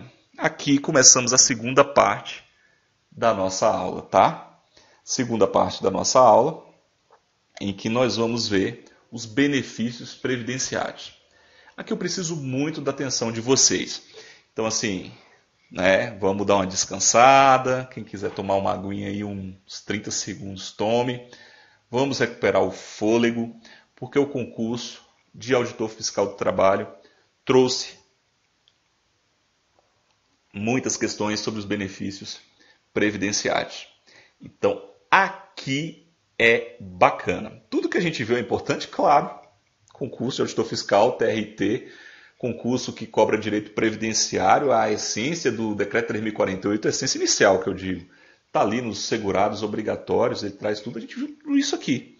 Princípio, fundamento, vimos até custeio, financiamento. Gente, nessa 1 hora de aula até aqui agora, a gente passou aí umas 300 páginas de direito previdenciário, tá? Só focando no que pode ser cobrado no concurso, só fazendo uma revisão. E agora a gente chega na segunda parte da aula. Segunda parte importantíssima para quem gosta de direito previdenciário, importantíssima para quem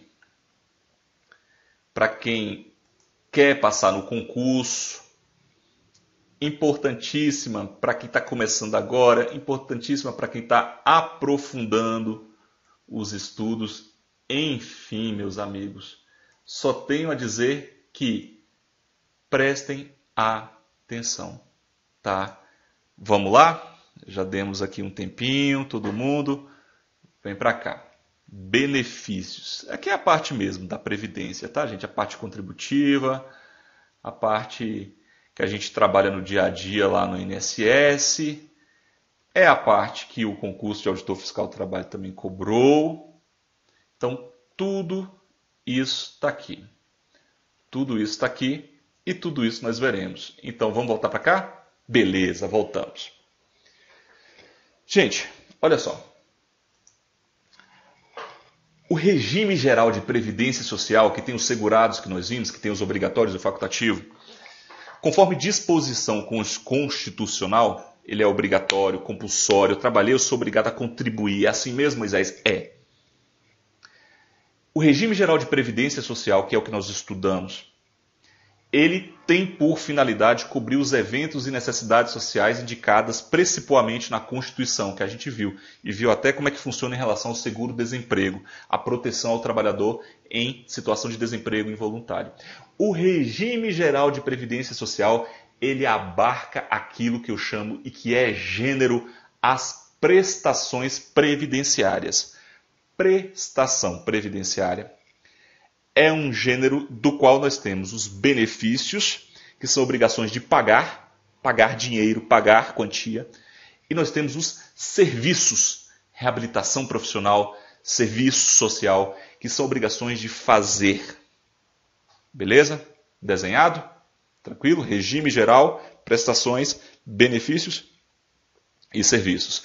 E nós temos os beneficiários do regime geral de previdência social. Quem são os beneficiários?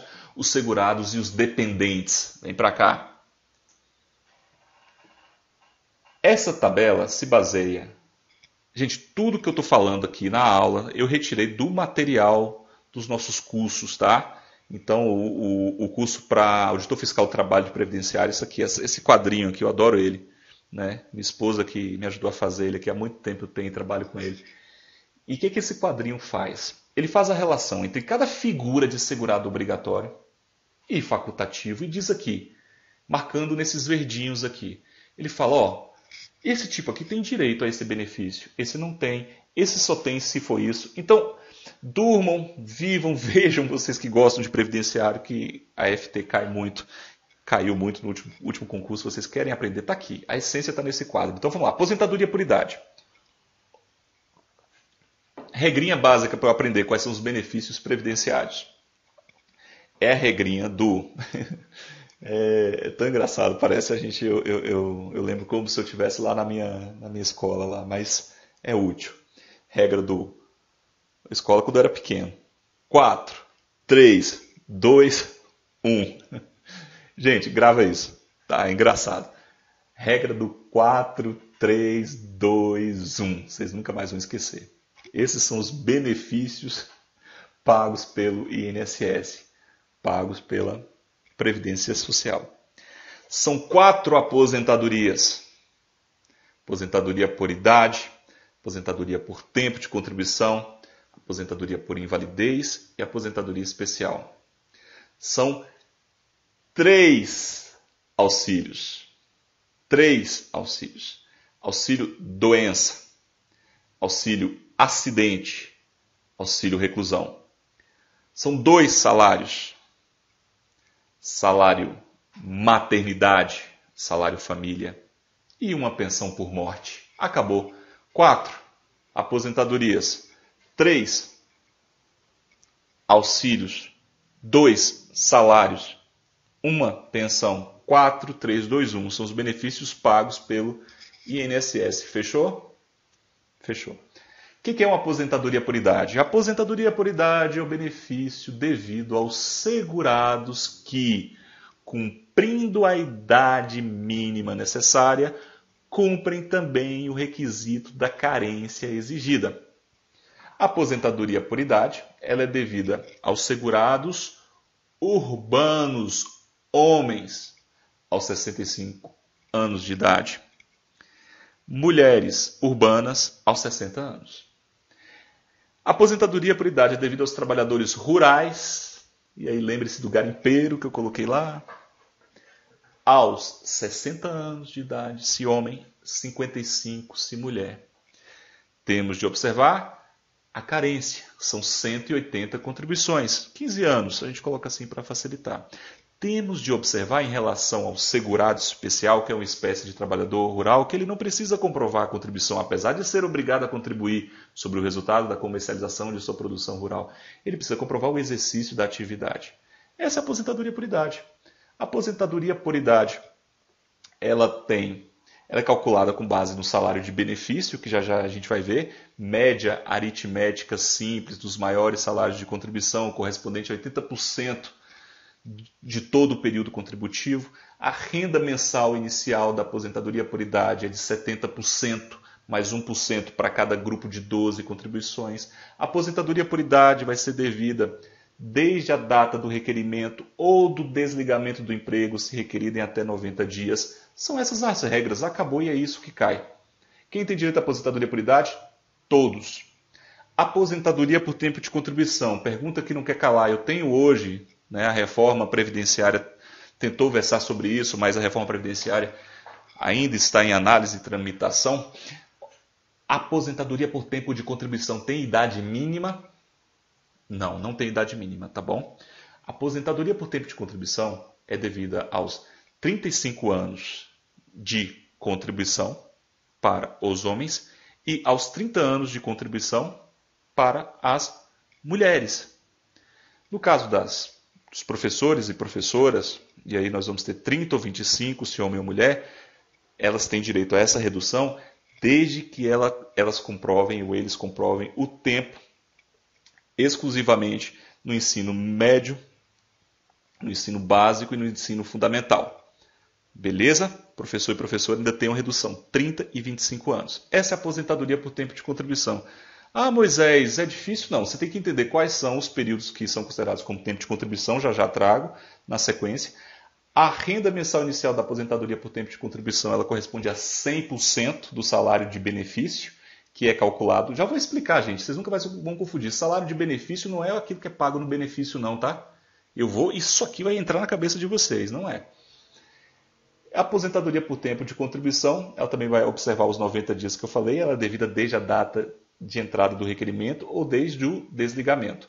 Uma pessoa que está aposentada por idade ou por tempo de contribuição, ela pode voltar a trabalhar e continuar trabalhando? Pode.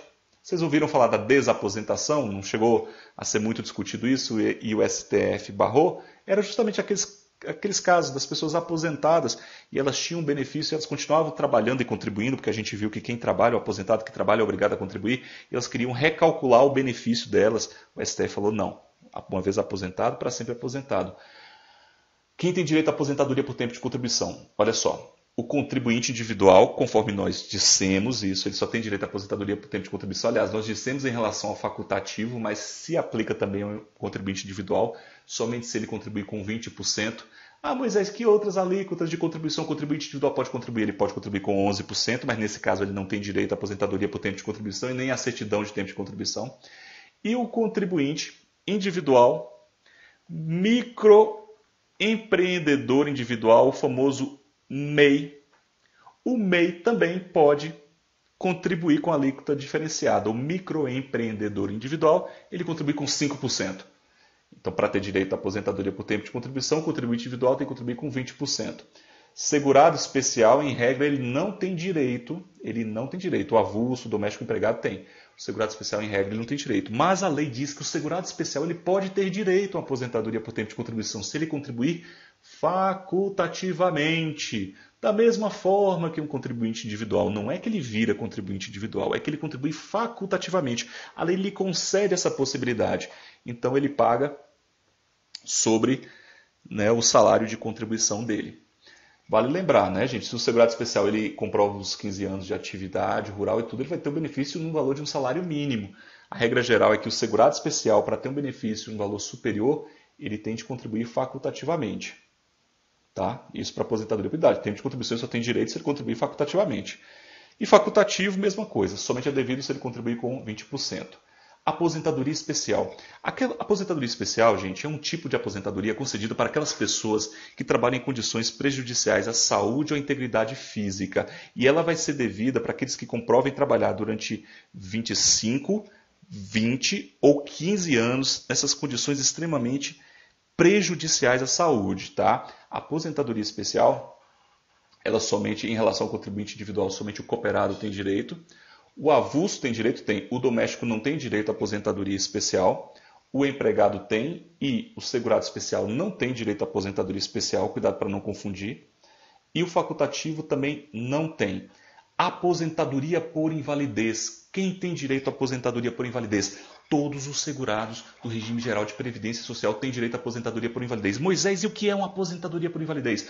Aposentadoria por invalidez, meus amigos, é aquele benefício devido ao segurado que ficar incapacitado totalmente para as suas atividades e que seja considerado como insuscetível de reabilitação profissional. Este é o aposentado por invalidez, aquela pessoa que não pode trabalhar e é assim considerada pela perícia médica do INSS.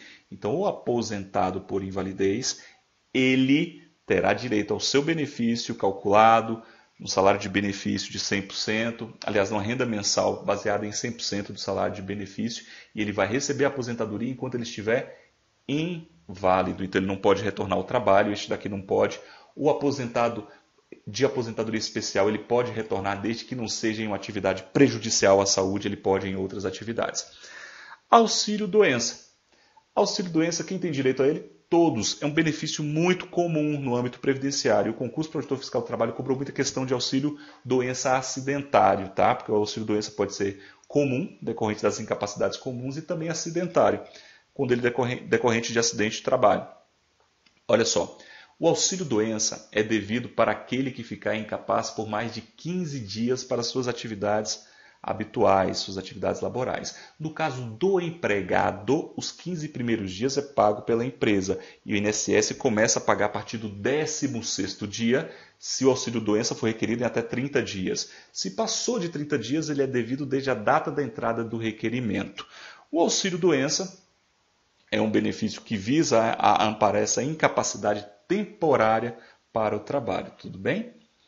A aposentadoria por invalidez, só voltando a um ponto aqui, ela enseja um acréscimo de 25% para aqueles aposentados que precisam de assistência permanente de outra pessoa. Esses 25% da aposentadoria por invalidez são pagos ainda que se superem o teto do RGPS. Olha só, os benefícios previdenciários, conforme regra constitucional, que substituam a remuneração ou salário de contribuição dos segurados, eles têm de observar o teto. R$ 5.645,80. Não podem, mas há exceção. Quando o segurado aposentado por invalidez precisa de um acompanhamento, ele vai ter direito, então, a um adicional de 25%. Pode ultrapassar o teto. O salário maternidade, tá, gente, também não está sujeito ao teto do empregado e do trabalhador avulso. O auxílio-acidente. Auxílio-acidente é um benefício muito interessante. É o único benefício de natureza exclusivamente indenizatória. Ele é devido nos casos de acidente de qualquer natureza, em que você tenha uma sequela da qual resulte uma limitação, não é incapacidade para o trabalho, porque se tiver incapacidade para o trabalho, paga-se o auxílio-doença. O auxílio-acidente, não confundir com o auxílio-doença, tá, gente? O auxílio-doença é uma incapacidade para o trabalho. O auxílio-acidente é uma indenização que vai decorrer da consolidação das lesões, de sequelas que diminuam a sua capacidade laboral. Tá? Por exemplo, perda de dedos de uma mão. Então você pode receber um auxílio acidente. E esse auxílio acidente ele pode inclusive ser inferior ao salário mínimo, porque a renda mensal inicial dele é de 50% do salário de benefício. Então você pode receber auxílio acidente, inclusive se você trabalhar. Salário família é aquele devido aos segurados, tá? De baixa renda, em razão da existência de dependentes de até 14 anos ou inválidos de qualquer idade. Esse é o salário família. Quem tem direito ao salário família? Todos, exceto o contribuinte individual e o facultativo. E o segurado especial também não tem direito ao salário família. Então o salário família é pago ao avulso, ao empregado. Desde a Lei Complementar 150 de 2015, ele também é pago ao doméstico. São essas as pessoas que têm direito ao salário família. Tudo bem? Beleza. Salário maternidade. Quem tem direito ao salário maternidade? Benefício lindo, maravilhoso. Todos. Salário maternidade ele é pago, em regra, durante 120 dias. Ele é devido a seguradas, no caso de partos, e devido aos segurados e seguradas, no caso de adoção, ou guarda judicial para fins de adoção. Esse é o benefício de salário maternidade. Quem tem direito? Todo mundo. Benefícios para os dependentes. Maravilha. Ou seja, eu tenho as prestações que são devidas aos segurados, as prestações são devidas aos dependentes. Benefícios pagos aos dependentes, pensão por morte e auxílio reclusão. A pensão por morte é um benefício devido aos dependentes. Nós não vimos as classes dos dependentes? Mesma coisa. Aqui se aplica. Eles vão ter direito à pensão por morte. Também ao auxílio reclusão. A pessoa que ela é presa, que ela está em regime fechado ou semiaberto, regime aberto não, os seus dependentes, desde que esse segurado seja de baixa renda e não seus dependentes, terão direito a um benefício de auxílio reclusão.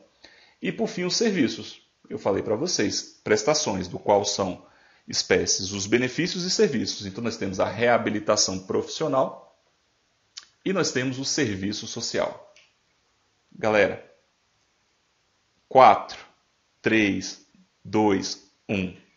Com as regras que eu falei, devido aqui, de acordo com a tabelinha que vocês têm aí para cada tipo de segurado, dá para resolver as questões de direito previdenciário.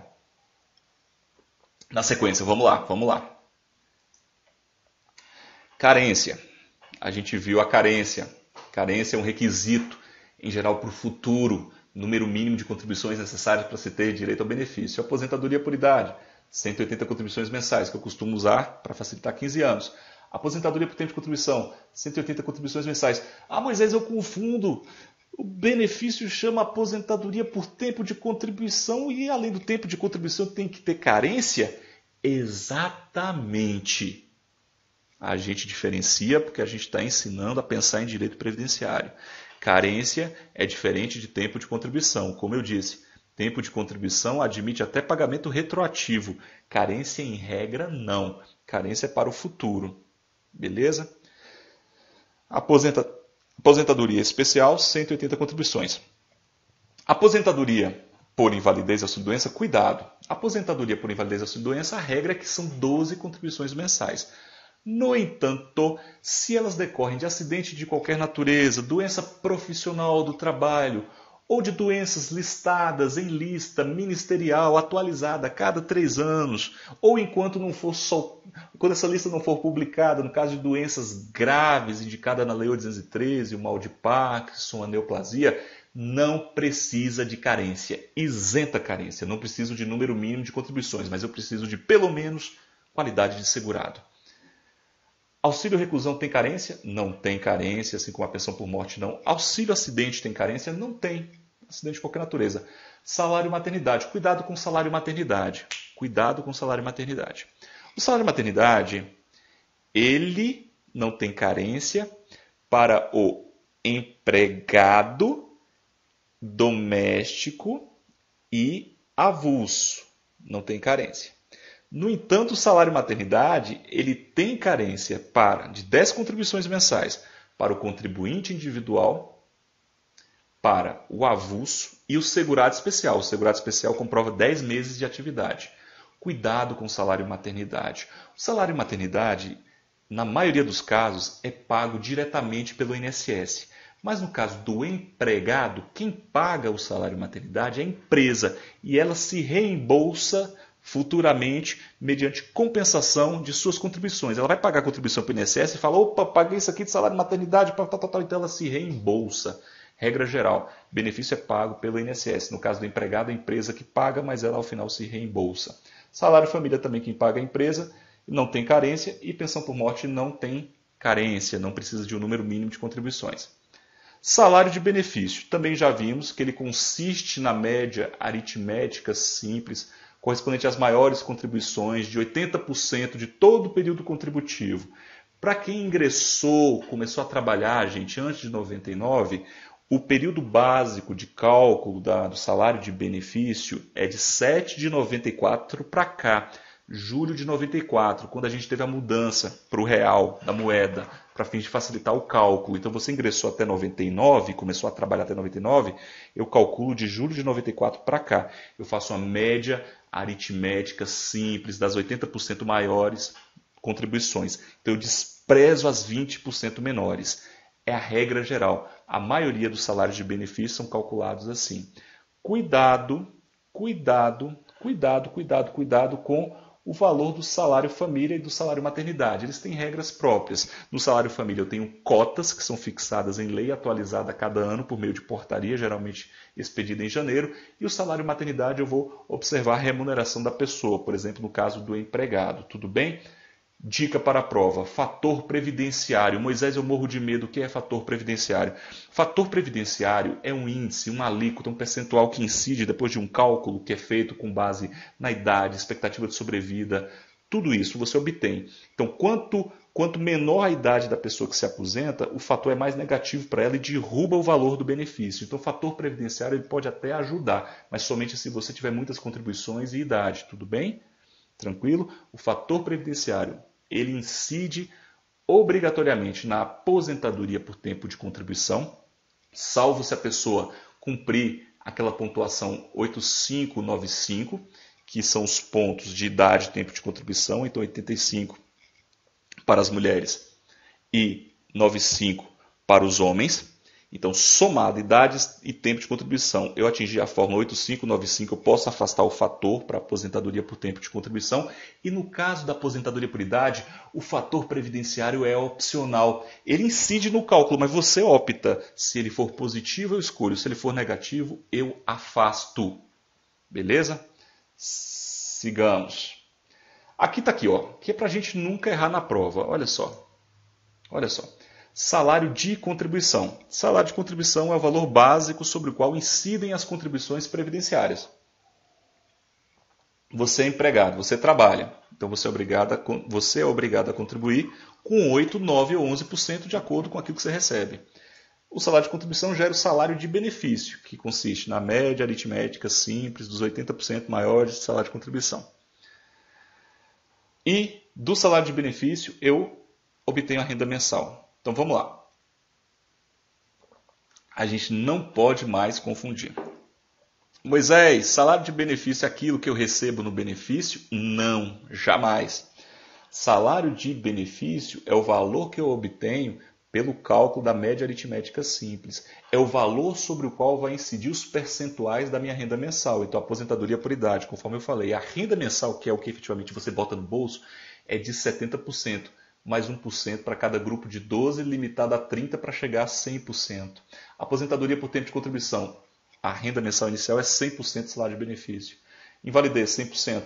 Especial, 100%. Cuidado com auxílio-doença. Auxílio-doença é 91%. A renda mensal inicial do auxílio-doença é 91%. E o auxílio-doença tem outra peculiaridade, que a legislação mudou em 2015. O valor do auxílio-doença está limitado à média aritmética simples das 12 últimas contribuições. Maravilha!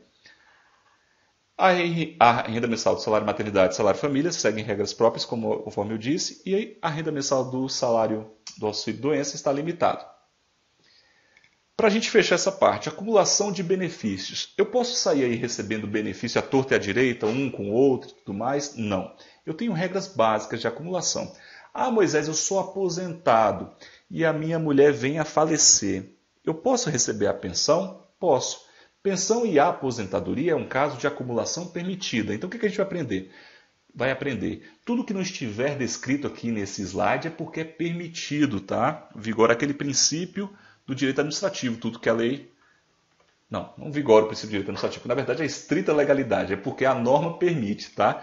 No direito administrativo, a gente só pode fazer o que a lei determina. Então, aqui a leitura é que se não está aqui escrito, é porque a lei permite. É essa a interpretação. Cuidado, é diferente do princípio da legalidade para as pessoas em geral, que eu posso fazer tudo que a lei não me veda. No direito administrativo é vinculado, no previdenciário também, estrita legalidade.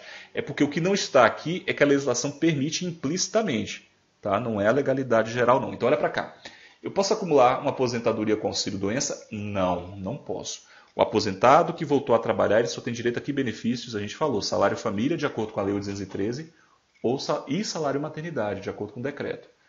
Eu não posso acumular aposentadoria com auxílio-acidente, não posso. Tá? O auxílio-acidente ele deve ser cessado e ele integra o cálculo da aposentadoria.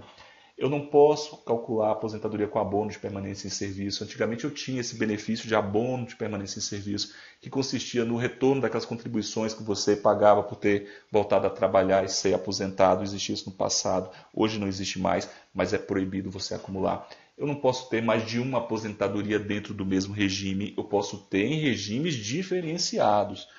Eu não posso acumular auxílio-doença com salário maternidade. Eu não posso acumular auxílio-doença com auxílio-acidente. Vocês lembram que eu falei que é diferente, doença e acidente?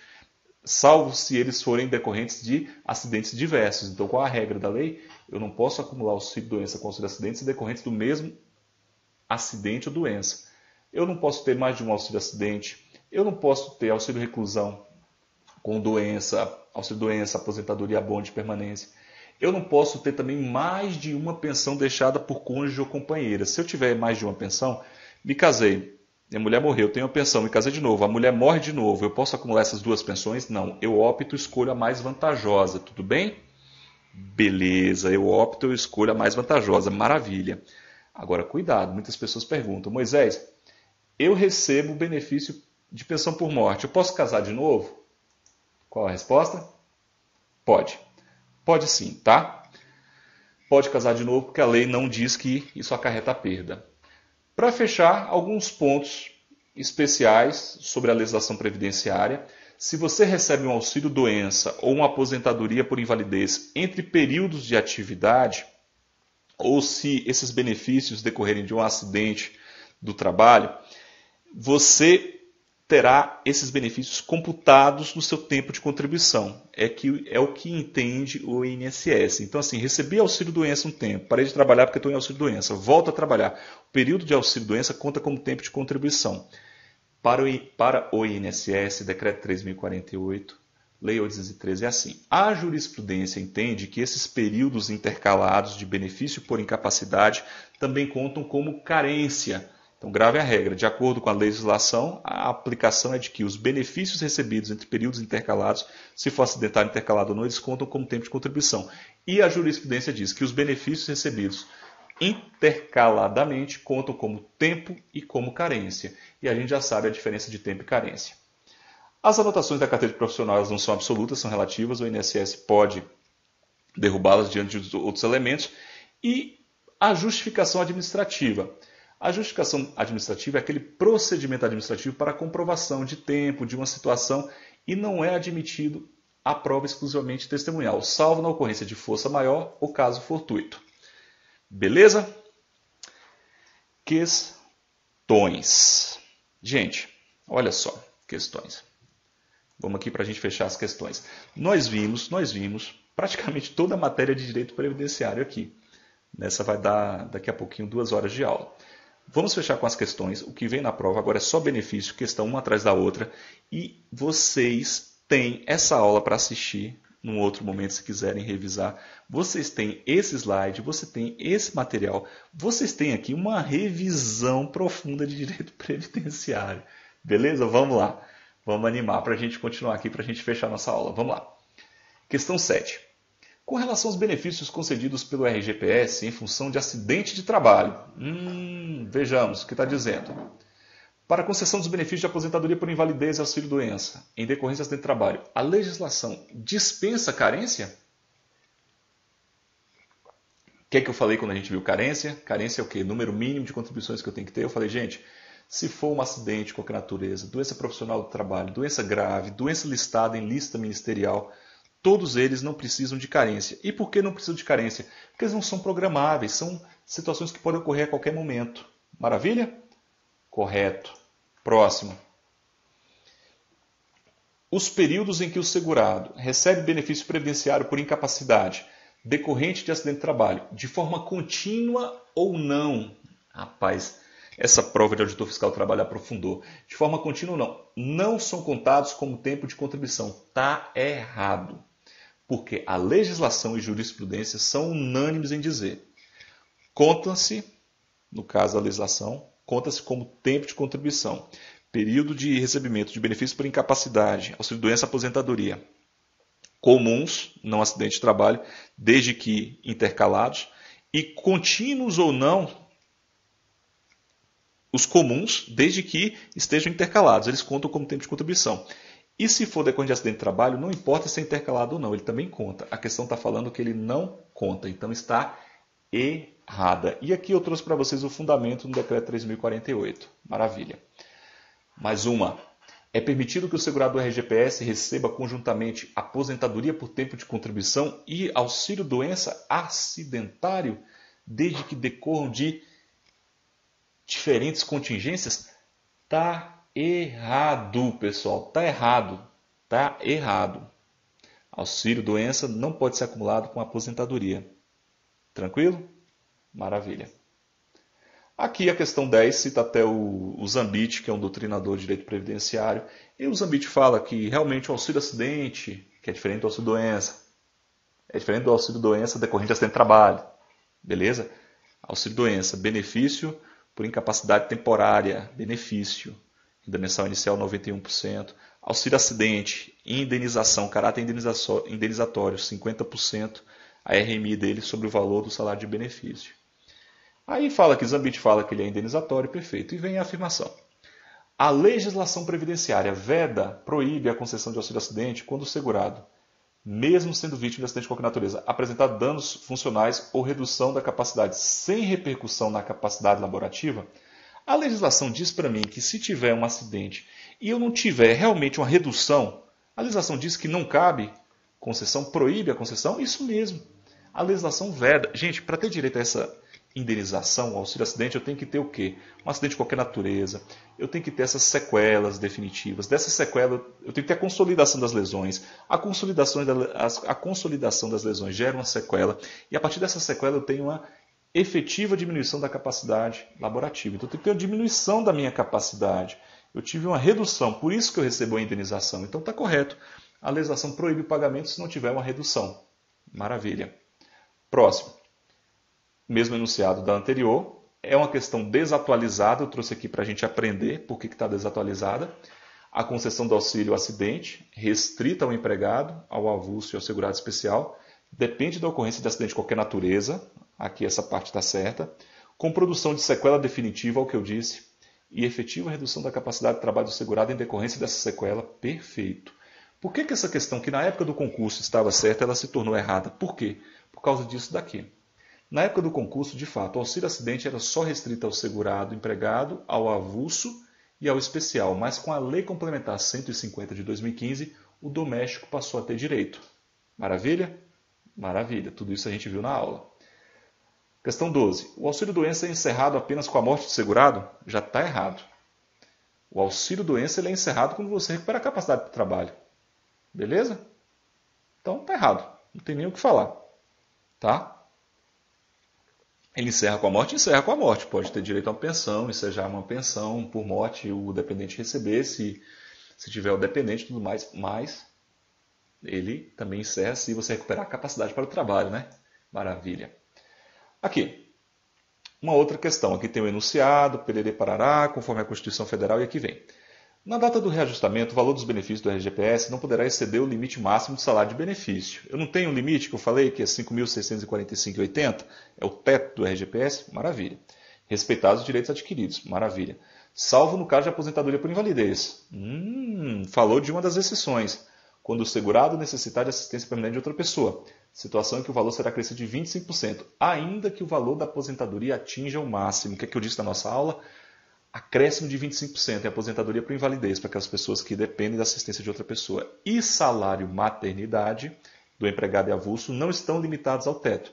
Vale lembrar que existe uma limitação ao teto do funcionalismo público, que é o subsídio do ministro do Supremo Tribunal Federal. Tudo bem? Maravilha. Segue a vida. 14. Gente, estão vendo todas as questões? Foram vistas na revisão e como é fácil a gente resolver agora? Para o cálculo dos valores dos benefícios, são considerados salário de contribuição, maravilha, sendo no caso da aposentadoria especial contabilizados os 36 últimos. Não, essa regra é antiga, não vale não, olha só. O que nós vimos? Como é que é o cálculo? O que eu falei? Média aritmética simples correspondente aos 80% maiores salários de contribuição de todo o período contributivo para quem começou a trabalhar depois de 99. Para quem começou a trabalhar antes de 99, eu vou pegar de julho de 94 para cá e fazer a média aritmética. Eu pego os 80% maiores e desprezo os 20% menores. A questão está errada, não são 36 últimos. Questão 15. A Previdência Social Brasileira, eu não falei que tinha uma no finalzinho sobre regime? Além dos regimes geral e próprio, lá no começo a gente falou, nós temos dois regimes básicos, públicos, obrigatórios, compulsórios, o regime geral, que é o grandão, e os regimes próprios. É formada pelo regime de previdência complementar, certinho. De caráter facultativo, sim, eu ingresso e permaneço se eu quiser. Organizado de forma autônoma, sim, a previdência complementar. Sabe aqueles planos de previdência que o banco vende? Aquilo é uma previdência complementar, gente. Tá? Previdência complementar aberta, baseada na constituição de reservas, que garanta o pagamento dos benefícios contratados, sim. A previdência complementar ela é feita de uma forma diferente. do que é no regime geral de previdência social, em que você constitui um fundo único e depois reparte para quem vai ficando incapaz, inválido, se aposenta. Na previdência complementar, você tem um regime de capitalização. É como se fosse uma poupança com investimentos, depois você tem acesso aos benefícios. A justificação administrativa, utilizada para comprovação de tempo de serviço, de dependência econômica, de identidade, relação de parentesco, deve, para produzir efeito, estar baseada em prova material. Foi o que a gente disse. O que é justificação administrativa? É um procedimento de oitiva de testemunha, um procedimento administrativo para você suprir aquela deficiência de início de prova material. Então, ela não pode ser feita com base em prova exclusivamente testemunhal. Certíssimo. Ela tem de ter um início de prova. Beleza? Salvo caso fortuito, força maior. Aqui eu trouxe os artigos do decreto que justificam essa fundamentação. E, para finalizar, questão 17, a gente fecha com mais uma de dependentes, que não está lá, mas caiu também essa outra de dependente. A gente traz aqui, olha só. Apesar de integrarem a segunda classe de dependentes, tá certo aí, gente? Quem é primeira classe? Cônjuge, companheiro, filho menor de 21 anos. Quem é segunda? Pais. Tá certo. Os pais poderão fazer jus ao recebimento de pensão por morte. Maravilha. Desde que comprovem independência econômica. Maravilha.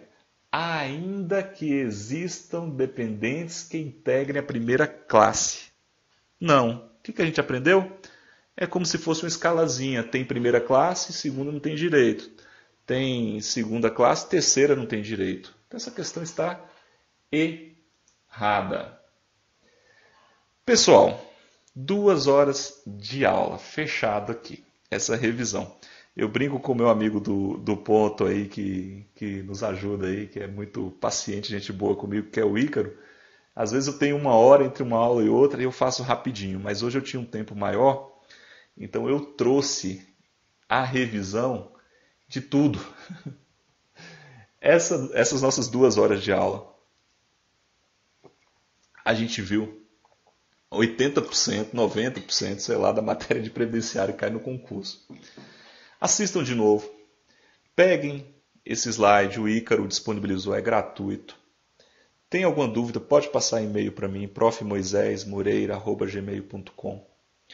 Tudo que foi visto nesse slide está em nossas aulas do Turma de Elite. Turma de Elite é um projeto pensado, com parte teórica, com parte das normas que caem, com uma parte de mapa mental e com a parte de revisão em questão, para você treinar o que foi dado. Você tem ao mesmo tempo uma espécie de teoria e um treinamento intensivo para você com simulados semanais. É um projeto bacana. Eu sou fã da galera do Ponto dos Concursos, fico honrado por essa parceria, eu gosto. E digo para vocês que se tem uma coisa que me dá prazer, dá alegria, é estar aqui, seja em sala de aula presencial, seja aqui no vídeo, essa forma de contato. Eu gosto muito de dar aula, né, onde eu me realizo. Sou servidor público do INSS, né? Nós temos lá um trabalho no INSS, a gente luta bastante pela melhoria dos serviços, mas a gente atua em previdenciário de forma geral. Nós temos esse foco. E trouxe para vocês o que tem de mais atualizado na matéria, o que tem para a gente raciocinar. Então as minhas palavras finais são de um muito obrigado, você que participou dessa revisão. A aula vai ficar disponível, tá? Nós temos aí os slides para quem quiser ter acesso. Os slides, no caso o slide, estude por ele, grife. Ah, professor, me deu uma dúvida do slide, posso passar uma pergunta? Passa, fica à vontade. O objetivo aqui é trazer para vocês como o previdenciário foi cobrado no último concurso para auditor fiscal do trabalho e como eu disse lá no começo, foram 17 questões. Foi mais que o dobro de administrativo e constitucional. Foi a terceira matéria mais cobrada, só perdeu para direito do trabalho e saúde e segurança do trabalho. Então o previdenciário teve a tendência que tenha uma importância muito grande no próximo concurso para auditor, mas essa revisão ela pega tudo, todo o direito previdenciário. Então é só um muito obrigado, a galera que está dando tchau aqui no chat, eu que tenho a agradecer, gente, e até a próxima. Nós vimos praticamente tudo. Valeu, galera, um abraço, até a próxima.